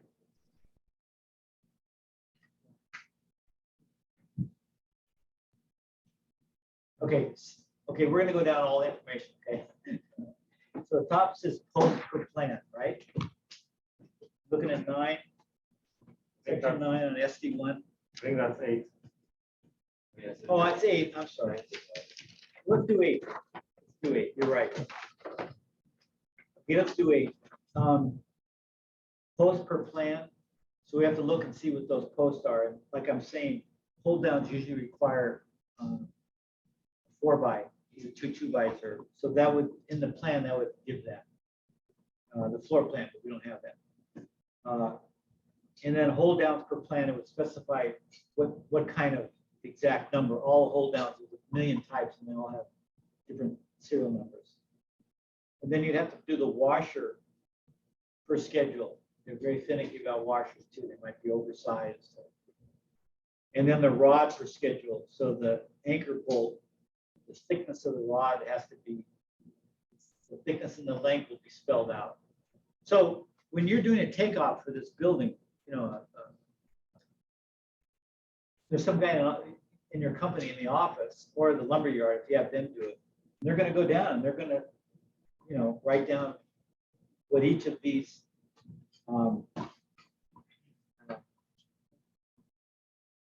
anchor bolts and hold downs are, what the plan says there, and they're going to make a list. They're going to order all that stuff and send it to the job site. So you're going to get boxes of different types of hold down. You're going to get, 5 boxes of hold down. And when you're at this point in doing the concrete, or you're checking it, someone else is doing it and making sure it's okay. You got to make sure that that hold down matches that detail. You got the right one in there out of the 3 different possibilities. But very specific. So it's specific when you order it. It's got all going to be ordered right. And then when it gets to the site, they're going to be put together. So often you'll go and you'll separate it in the area. You put them down right where the area is where you're going to do it. But that's just a coordination thing. It's got to be perfect because the plan is a legal document. And if something fails, and the engineers go in and say, look, this guy only had a 6-inch long bolt and it calls for 10-inch long bolt. And what happened was the wall pulled out of the concrete because it didn't have that extra 4 inches. You're in deep trouble. So that's why they go nuts. You would never see a plan this extensive 30 years ago. Never. This is all new stuff. But so then you go down and you got look at this, all pull downs with cold joints. So cold joints, when they pour concrete in 2 different pours and the concrete doesn't mix. So they're allowing a cold joint so the slab can sit on the footing without being integrated, which is kind of interesting. But your cement guys would have to know that. You know? So they would pour the footing first and they put that slab on top of it. Usually they're integrated, but it's interesting. They mark the cold joints, and then down at the bottom there's a table with all the hold downs. Look at all those different types of hold downs. What kind of rods go with them? 5/8, 7/8, 1 inch. God, 1 inch diameter. They don't want this thing to blow over. What is this on top of a mountain? And then they've got nails or bolts to post. So they've got SDS nails and the length of the SDS nails, right? Those are those little special nails that screw in. Now I don't know if I told you this, in the framing class you learn all this. They used to have to bolt everything with through bolts. You put one of these, you go all the way through the 4x4. And if you didn't have a long enough drill, you go one way and you try to come back and match it the other way. I don't know if you've ever done that, but it's a total pain in the ass because you often don't do it well. Then you end up making the hole bigger. And they found out that earthquakes take advantage of any extra space and they'll just rip things out of there. So now you have no tolerance. You have like a 16th tolerance. So you can't drill a hole wider than a 16th every bolt. So you couldn't possibly do that. If you've got a good company, you've got a long drill that can do it in one position. But it was such a hassle for everybody that Simpson figured out they could use these screws. Now, the problem with screws is that they're cast. They're cast in a mold. So they have no shear strength. When it's cast, you can just break them like that. So they're good for lightweight things. Screws are great for, but they're not, if you have any kind of shear pressure, they just snap. So Simpson figured out, we'll make a screw like a nail, which is, they take a long piece of metal and they pull it. So all the fibers are long, so it's not gonna snap. And that's where the SDS comes from. What a totally genius idea. Now it's the world round. Nobody uses anything but SDS. They don't use through bolts or nails or anything. God, great idea. So, but look at the difference in the size and the number. I mean, it's really a science here. Okay, this next plan is not part of that, but it's for tomorrow with the electrical and plumbing. And so set that aside. I'm not giving you a break. Let's try to go really fast.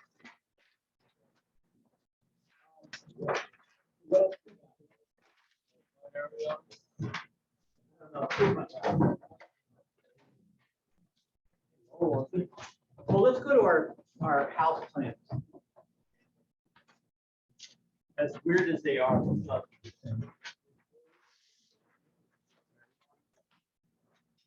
Yeah, the Pearson there.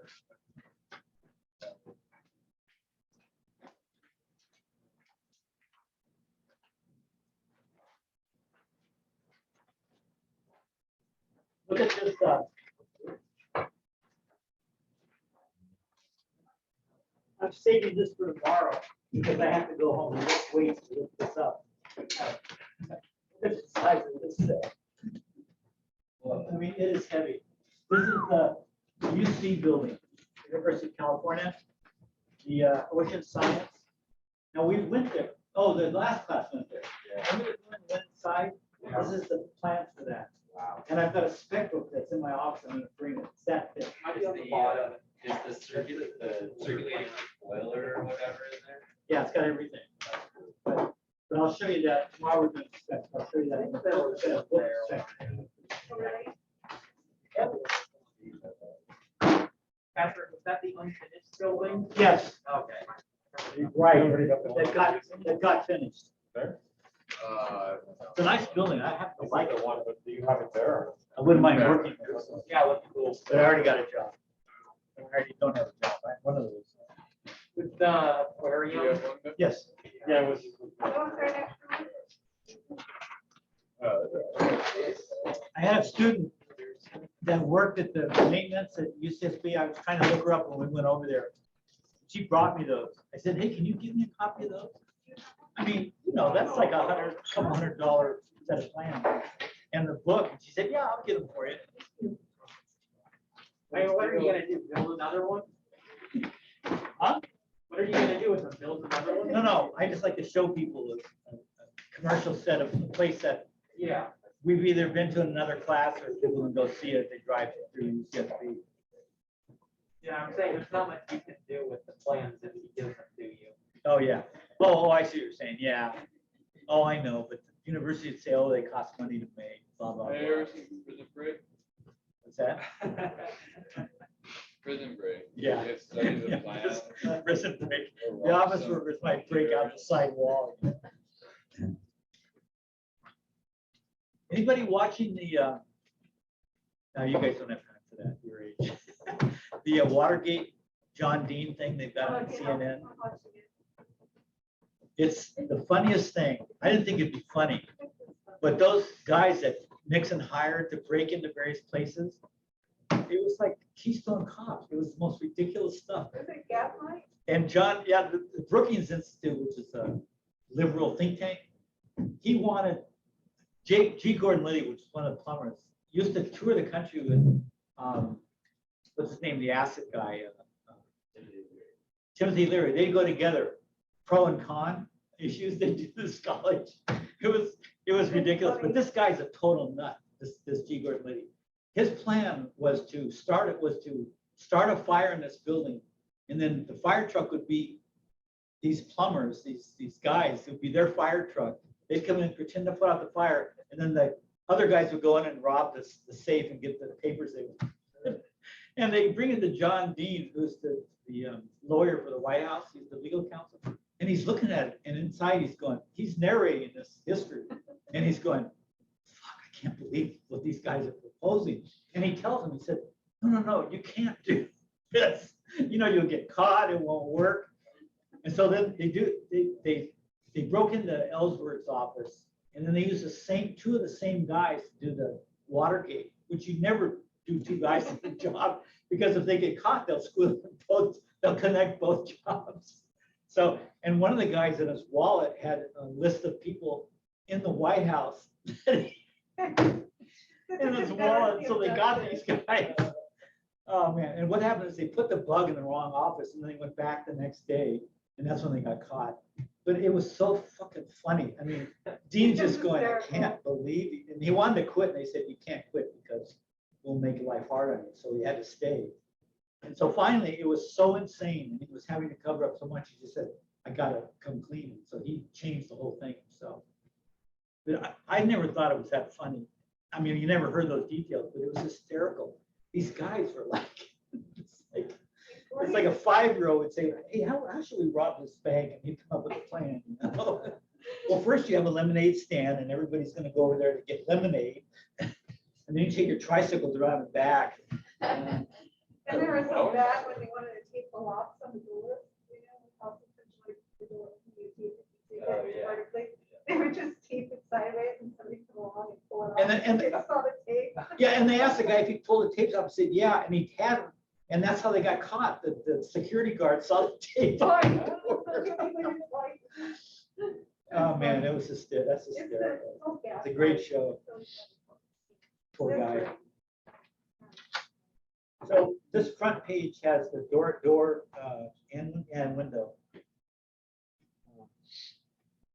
So this probably isn't a real house. So it's got the information is not.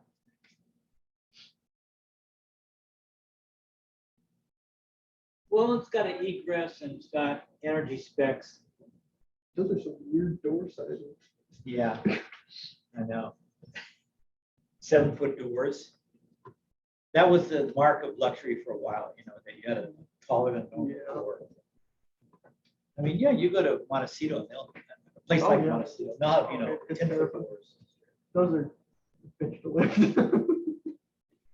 10-foot doors made out of rosewood from some freaking country. I mean, boy.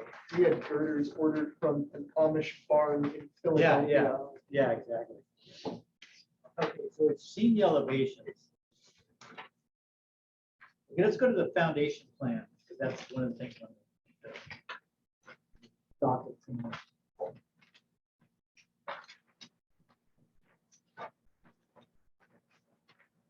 So so in Santa Barbara, most of the country, there's two kinds of foundations.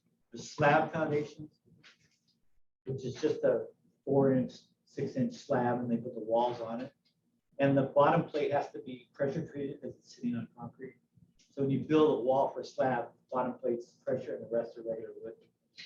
And then a raised floor, which is like that floor is just joist, and then you put on that. So those are the basic two.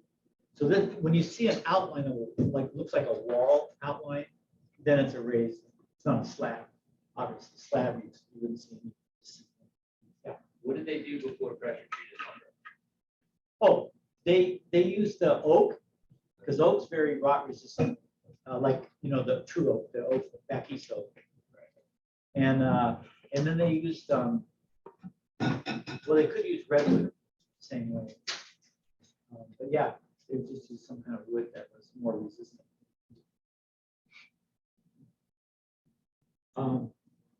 Yeah, so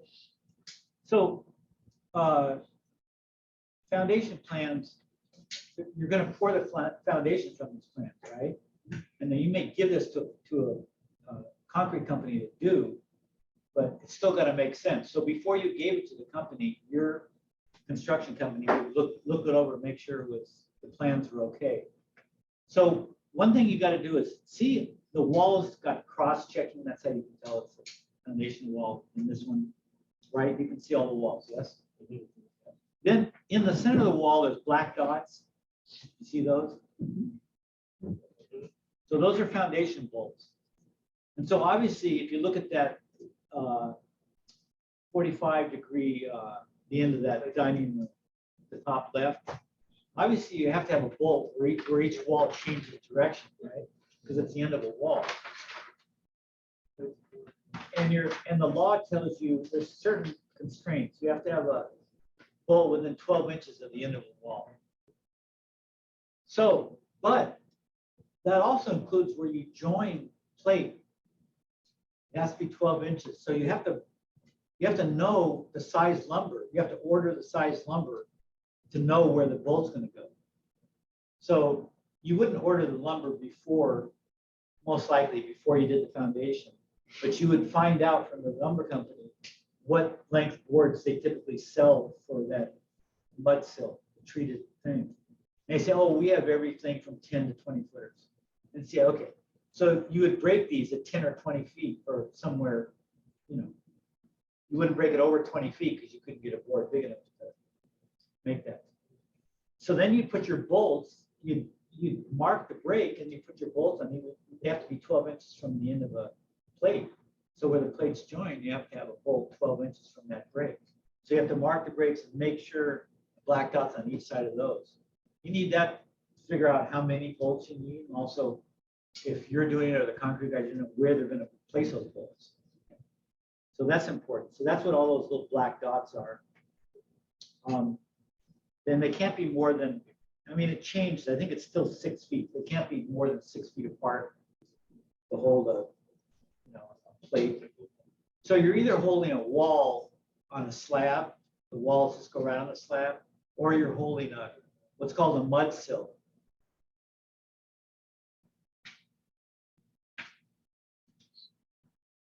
So if you have a raised foundation, often they look like this, upside down T, because you have a footing.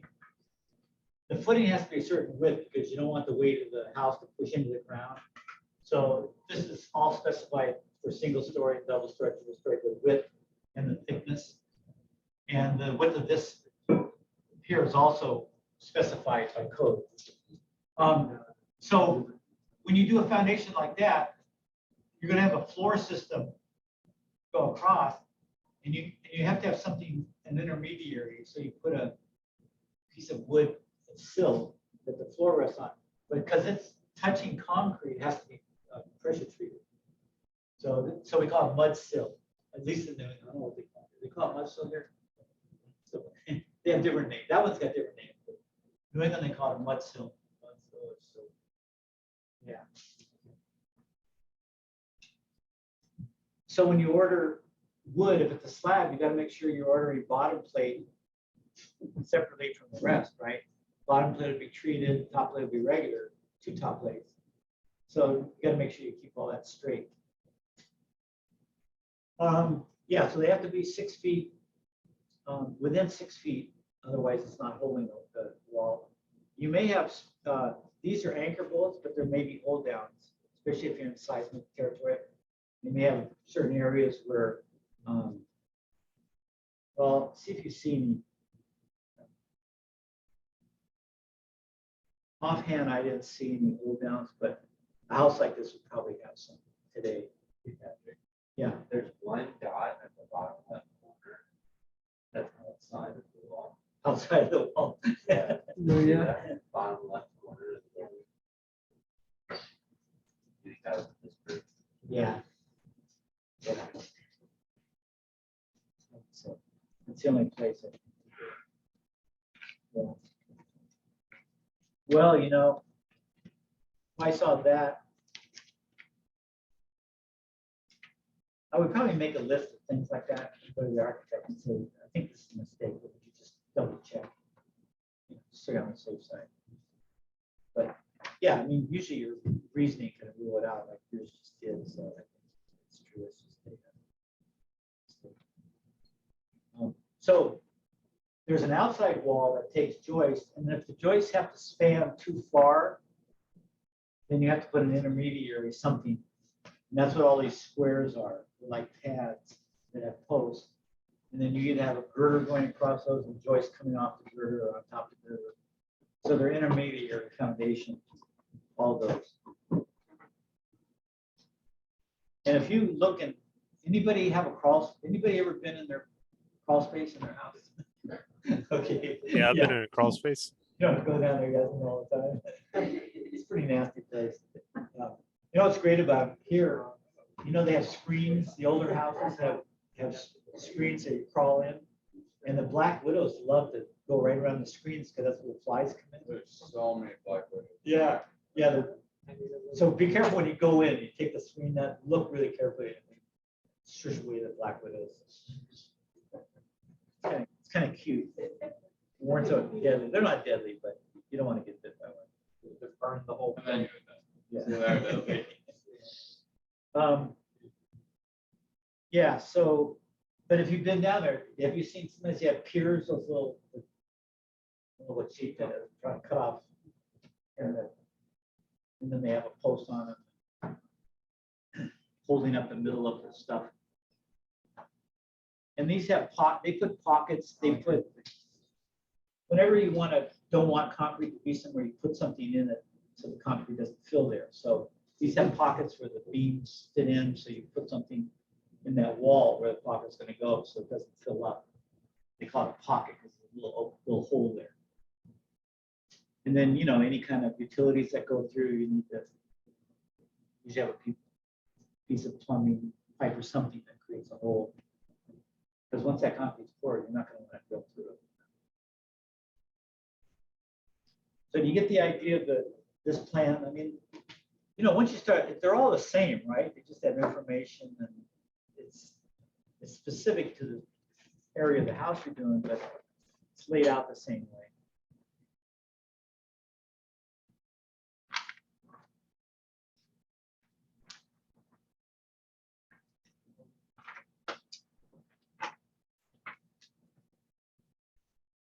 I love these framing things.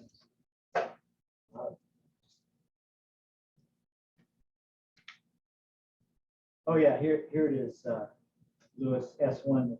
You put the elevations. Well, they call them elevations up, but we put them on the second page.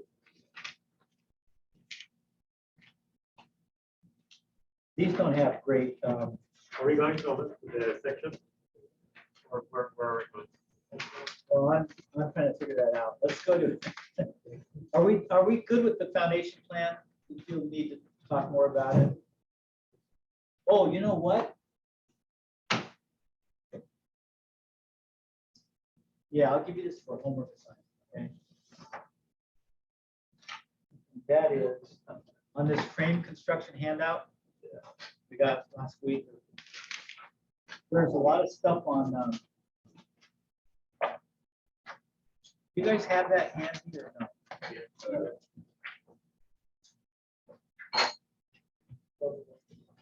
Yeah, let me go over a few things, finish off this framing part. We don't have a lot more to do. We've done a lot of work. Yes. Oh, yeah. When we got here, it was sweltering and yeah.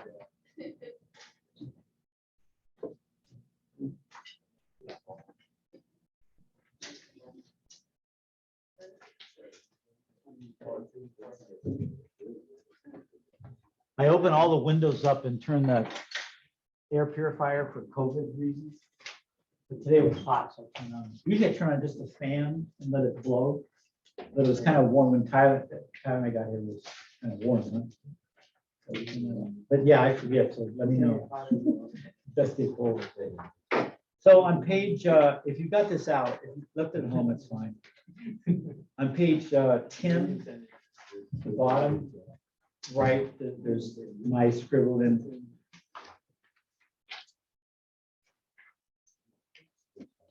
There's some, you know, I was talking about the sill, the mud sill and the foundation wall. So on that figure 1012, it shows a picture of a foundation wall with the, they just call it sill plate there. See how that works, and the floor system sits on that. And then in the basement, you can have steel beams and built up beams, and the next three to the right are all post and beam connections. So you can have a steel beam, and see steel beams, you still have to put a piece of wood on because you're connecting stuff to it. You can't nail in the steel, obviously, so you put a plate, you know, you drill through the metal. Often those kind of beams come with holes in the top. And you put a plate, and then you can put your floor joists or whatever is on top of those. Does that plate have to be treated also? Yeah, probably. Yeah. Because metals, You have, I mean, I would do it, you know, metal doesn't wick water like concrete. Actually, water comes out of the concrete. But, you know, if there's any kind of dew or moisture, it's going to sit on that metal, right? It's not going to absorb. So that's just going to absorb by the wood. So I would do treated. Of course, the code's what it'll tell you. I can't remember what the code says. Then you've got built up beams. Sometimes you see in basements steel posts. They're not very elegant, but you know, or in a crawl space, you'll see a post. Okay, and then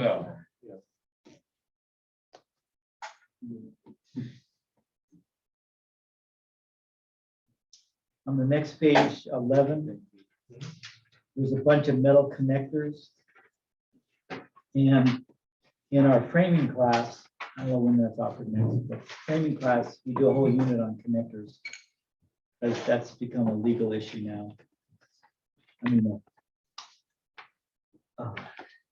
inspection issue that specifies certain things now. And then go to skip to 14 on that handout. And it's got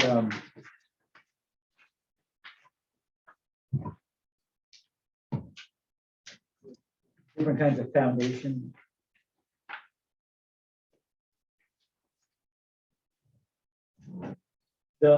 On the right, don't worry about the foundation wall forms.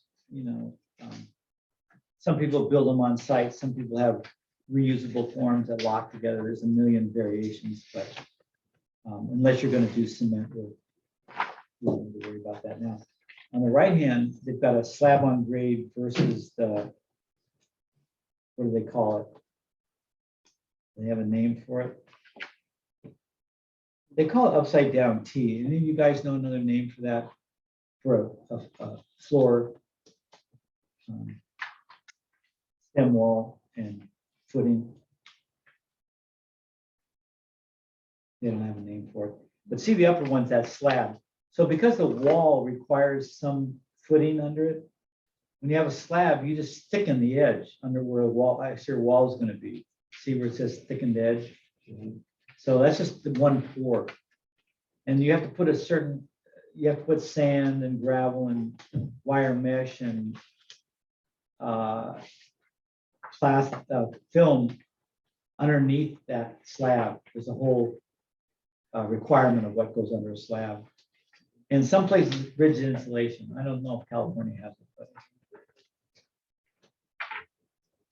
And then the one below it is, they say for warm climates. And there's some truth to that because Florida has a lot of slabs and California, Southern Cal has a lot of slabs. And the northern parts of the country tend to have basements or crawl spaces. We have a lot of crawl spaces. Our older buildings have crawl spaces because they came from the east. The bungalow architecture came from the east.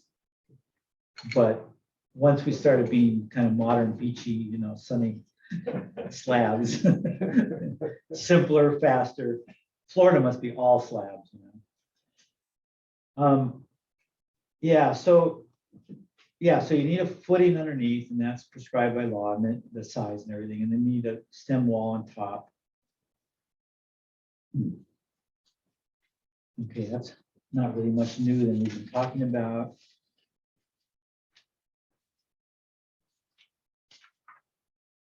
But there's more, as I remember. Oh yeah, so page 17.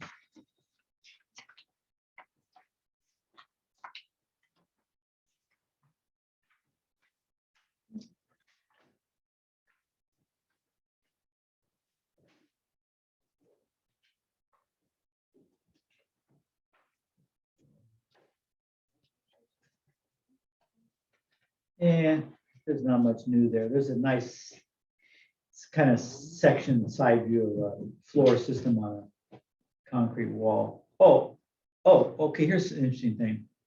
See you're all on 17, figure 774. You've got that concrete coming up, we call it a stem wall. You call the bottom thing a footing, and then you call the little wall a stem wall. Those are the names for that. But see at the top of the stem wall where there's a sill and then there's a floor system. Look at how they line up. It looks like the floor system's about, I don't know, 3/4 of an inch in. And then there's that black something. Could be sheathing, probably. And the sheathing lines up with the end of the concrete. And then the siding goes over. So you can do it either way. You can have the sheathing go over a little bit too, and the siding go a little bit further than that. That's the way I usually do it, but it's done a lot of different ways. But that's kind of there may be more pictures of that kind of thing coming up here.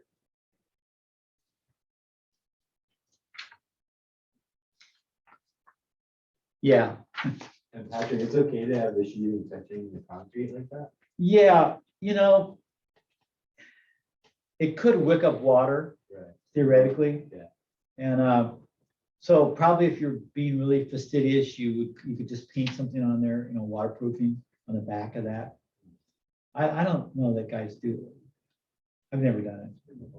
But then I haven't been back to some of those houses in 20 years. Or the whole bottom of the walls after that. Yeah. You know, the more thing is like there's between the siding and the yard, there has to be a minimum amount of room by law. It changes to, I think it's 7 inches, maybe. I don't know. And that's so, you know, water won't get up and get the bottom of that siding and sheathing. But over years, when people garden, you know, it fills up, right? You start putting plants along there and they put more plant additives. Pretty soon the dirt's up even with the wood, and then the water gets on there. So BPI training, remember did we talk about in this class? last class. So remember BPI?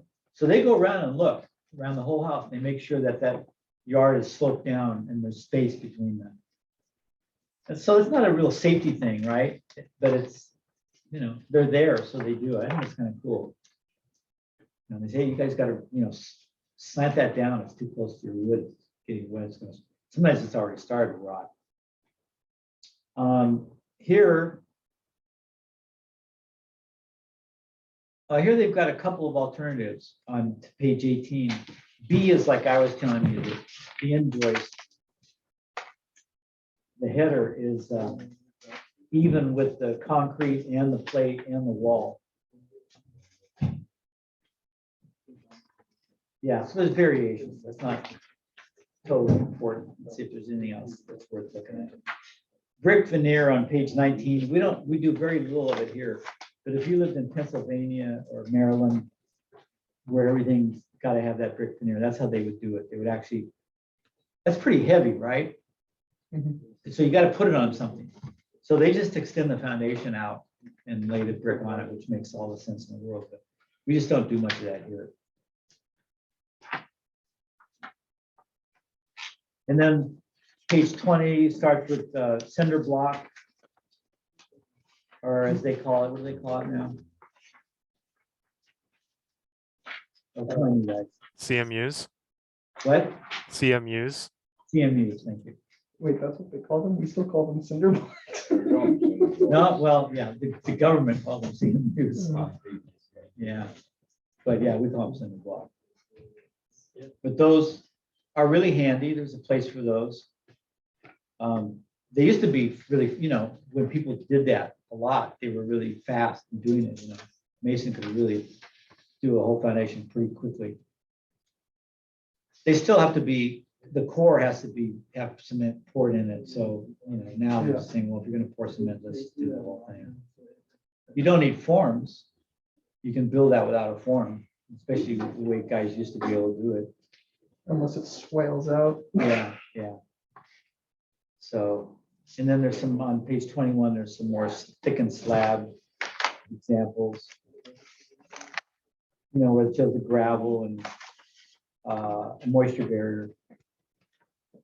Is that type of foundation still allowed, the cinder block type? Yeah. Yeah.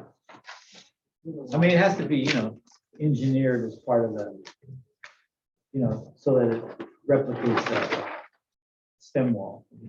So, but yeah, those things, especially when you fill them and have rebar in them, you know.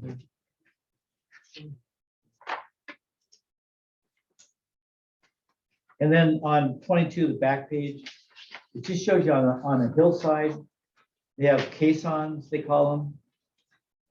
You know, those long tubes that go down, because they have to go down pretty deep, right? You're on the hillside. So a lot of our building is done that way. I don't know if any of you have worked on them. I've never really worked on one like that, but I'm sure Rodney has. Okay, so that's it for foundation plan. Let's just really quickly look at a few details in the home. Okay? On this set, we're already on.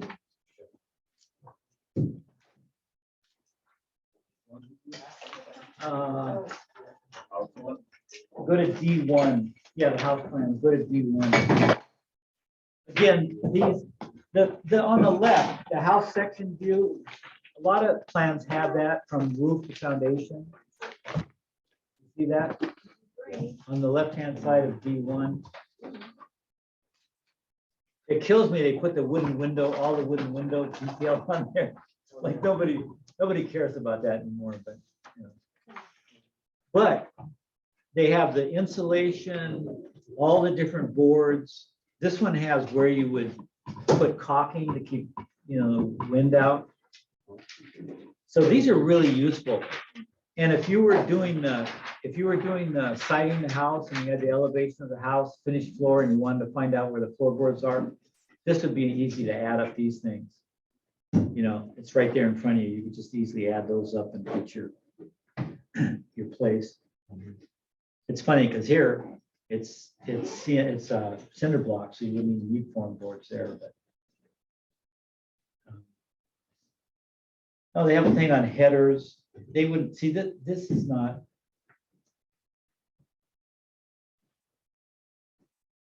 So. But this is good instruction too, because you guys want a little bit of framing background, for these plans. So that's what this is. It's trying to fill in if students didn't have construction background, they might not know how things fit together. So they put these as kind of fake details, but in a regular set of plans, you wouldn't go into this much education because you'd assume people knew this stuff. But look at this 6 on the bottom, girder header detail. So they used to use 4x and 6x thick. Jim still does. He loves that stuff. Jim and I started framing at the same time. And then everybody just did that. It looked clean and fit perfect. They're heavy, but it's really solid framing. But those take bigger trees. And now you can put, for 2x4, you can put a couple of 1.5 inch members, like 1.5 inch by 8 for the header, or 6 or whatever.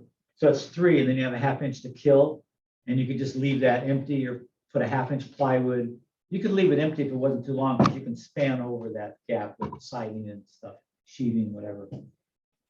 So that's what the left-hand was. And then somebody said, hey, if structurally we can get away with it, maybe we can just put one of those 2x8s and put insulation into the rest, or sandwich it between. So that's what we started doing. They started putting insulation in the headers, because if you have a whole header that's 6 to 8 inches or 10 inches for a big window tall and 4 or 6 inches thick, that's 0 insulation. That's a whole lot of thermal bridging. I mean, that's a lot of loss. So it's a great idea to take some of that and start putting insulation in there instead of, and it depends on the area, and this would all be engineered for the inspector, but where it's not, if it's a gable roof and you've got rafters coming down on one wall, that's, your headers have to be fairly solid, although I think you can get away with half. But on the end walls where there's no roof coming down, you don't have hardly any weight. So you could do a lot, your max insulation on those headers. It's got 2-stud corner framing, or you guys who all thought I was nuts when I advocate that. This company advocates it. Yeah, with the framing clips. They do have the ladder framing, which is not as good. The exterior ledger number 3 above, that's good information to know. So because ledgers are where decks mostly leak and rot and fall. Whenever the 20 fraternity guys on IB are on a deck and it falls, it's because that connection was bad, almost always.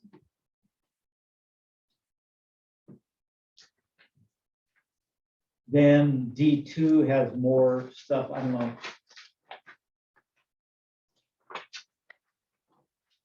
Again, they're just sort of tips on sustainable building. So we can skip over. They're not so relevant to the particular house. Well, there's your CMU on page D3, the last page. CMU foundation wall.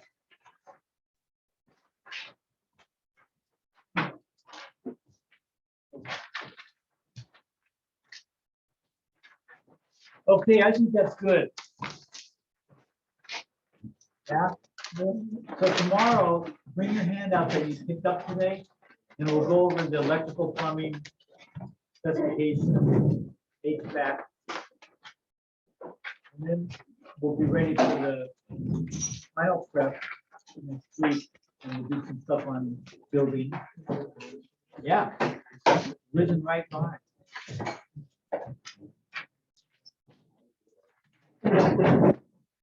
Thank you, Patrick.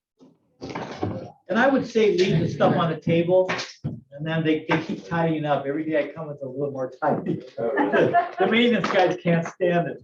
They come in here and they pull their hair. So let's give them a run for their money and do it one more night. Patrick. Yeah.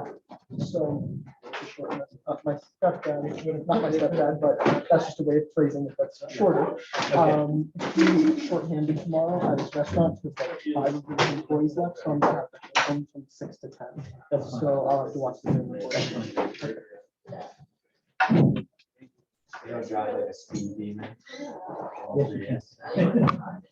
I love it. Patrick, see you tomorrow. Yeah, tomorrow. I maxed it out. We just overrun it. Get some slow. I was just trying to rev up their opinion. 5.0, 5.7. I try to show them who's new. Okay, see you guys, see you tomorrow. Yeah, it's super. So I said, you need to come with me. I said, "Yeah, I know, Jack, you need to come with me." And I realized that oh, that's not right. I'm like, exactly. I've been complaining about it for a year. It's not like that. It does, it has, yeah, it has no stuff. I only use 15 minutes a day. Yeah, that's a super bad thing. I think it has that same issue. Thank you, Patrick. No, you're welcome. Volkswagen has the same iPad. Yeah. Thank you. Okay, Appreciate it. I So- got my stuff. is it working out? Is it Yeah. worthwhile? Yeah, no, definitely. Okay. Definitely can help me. I'm sorry I couldn't be here at the beginning because I Yeah. was down. I have a note from my physician if you want to see it. No, I trust you. And I'd let you interrupt me, Yeah, I but know. I they said, have no, this strict- is fine. they have, it's a computer, you know. it's I computerized. understand. No. I mean, I would have Oh, been you here get- day one. You but get dropped. I got dropped, you know. because I couldn't get there. I got sick the week before. Last time I saw you, I got sick that Saturday.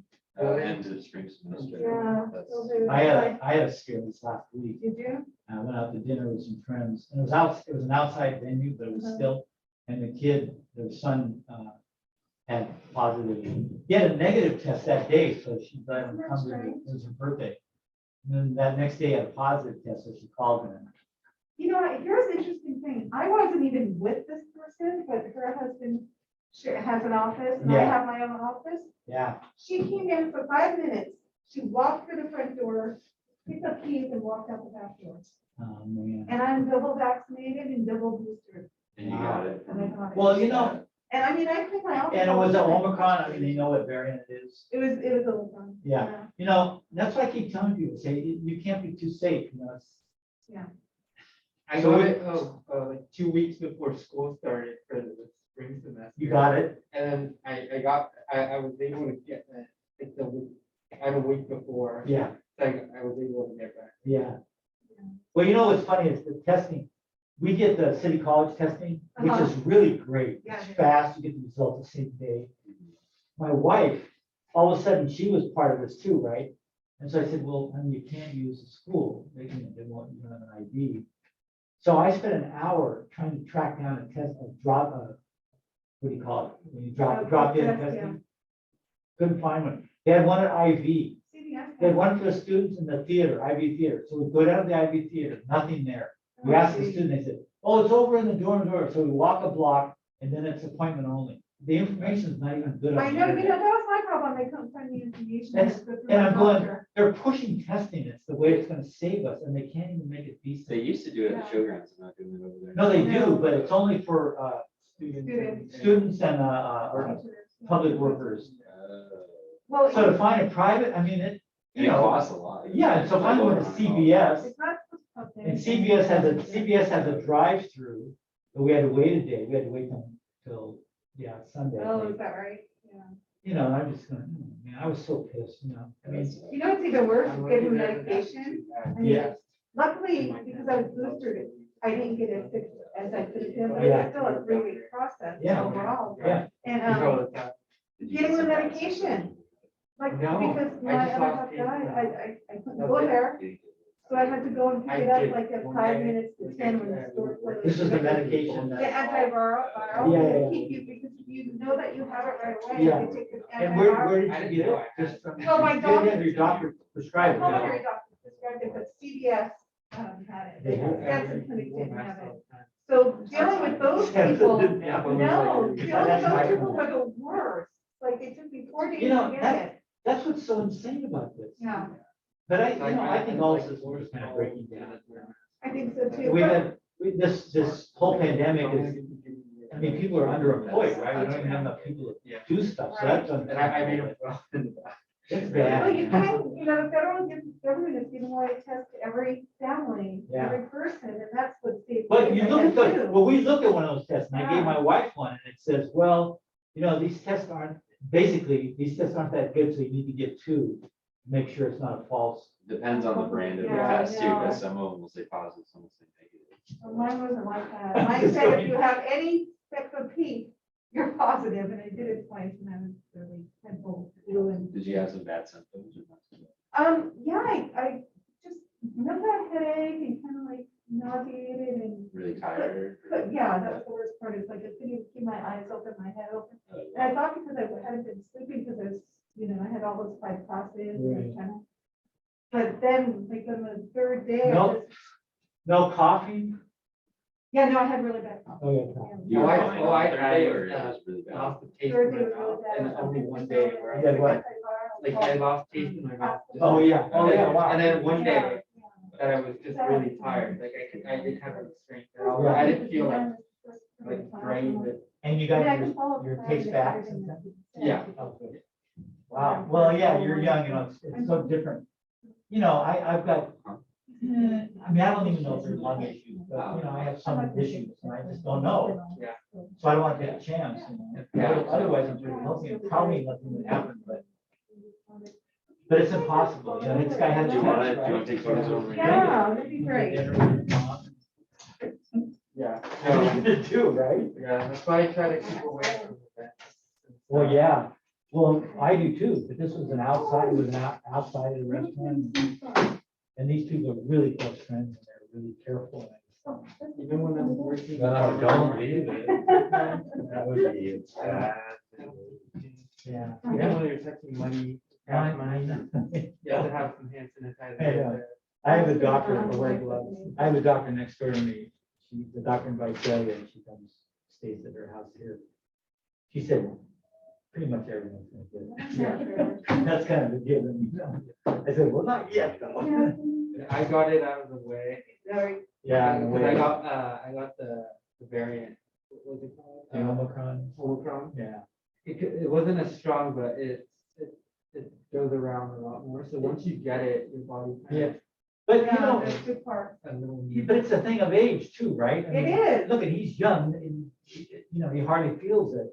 You and I are gonna get kicked a little bit. Yeah, well, it was much better, and my doctor said because I had been vaccinated and boosted. Yeah, That it made Oh, me yeah. cute, There wasn't cutie. too but still, Thank it you. was not nothing though, right? No, it took me 3 weeks. Yeah, I mean, I was sick for a week, Yeah, so, And I yeah, you're think not going to the straight- hospital, you're gonna live, but. and then you have to quarantine for 10 days. Yeah, That's exactly. the worst. Disrupts your life. It is, yeah. This is the first week, like, a day today, that I'm not like Yeah, falling over. well, I wish young people would know that, they're not in the same Yeah. place, And I've been negative for 10 days because I kept going to my doctor. Yeah, She wanted to make sure because I have. right. Yeah. Well, the school thing is so great. I mean, they Yeah. even do Saturday and Sunday at Earl Warren. It's really great, because I was worried about this class, so I kept doing it. They say 5 days after you get exposed. Yeah. So I did it right after, and then I did it 5 days. They're so Amazing. right on time. I mean, our office is so clean. Yeah. So a cleaning person, and I go in, my other office mate, he's germaphobe worse than me. So like, we're always cleaning the handles Yeah, and I know. everything, and So I just ironic, passed the isn't it? hallway. It was amazing. Wow. And I know I didn't Super get it from convenient. anybody else because I've been alone, Right, Yeah. all by myself for like a week or more. after class. Oh. Yeah, I just, just working. Because in propagation class, we were all kind of around each other. Yeah. Yeah, no one really got it. I don't think anybody got it. Everybody was pretty cautious about We're embraced with it. Until I think it was the last 2 months, 3 months. The last month and a half that they didn't require testing anymore. Yeah, and then we had that outbreak. Yeah. Well, All right, thanks, Patrick. guys, We'll thank see you, you Patrick. tomorrow night. All right, we'll see you guys tomorrow. Oh, yeah. I was gonna say, that's Oh my And it God. looks like there's a test. Still brain dead. Is that somebody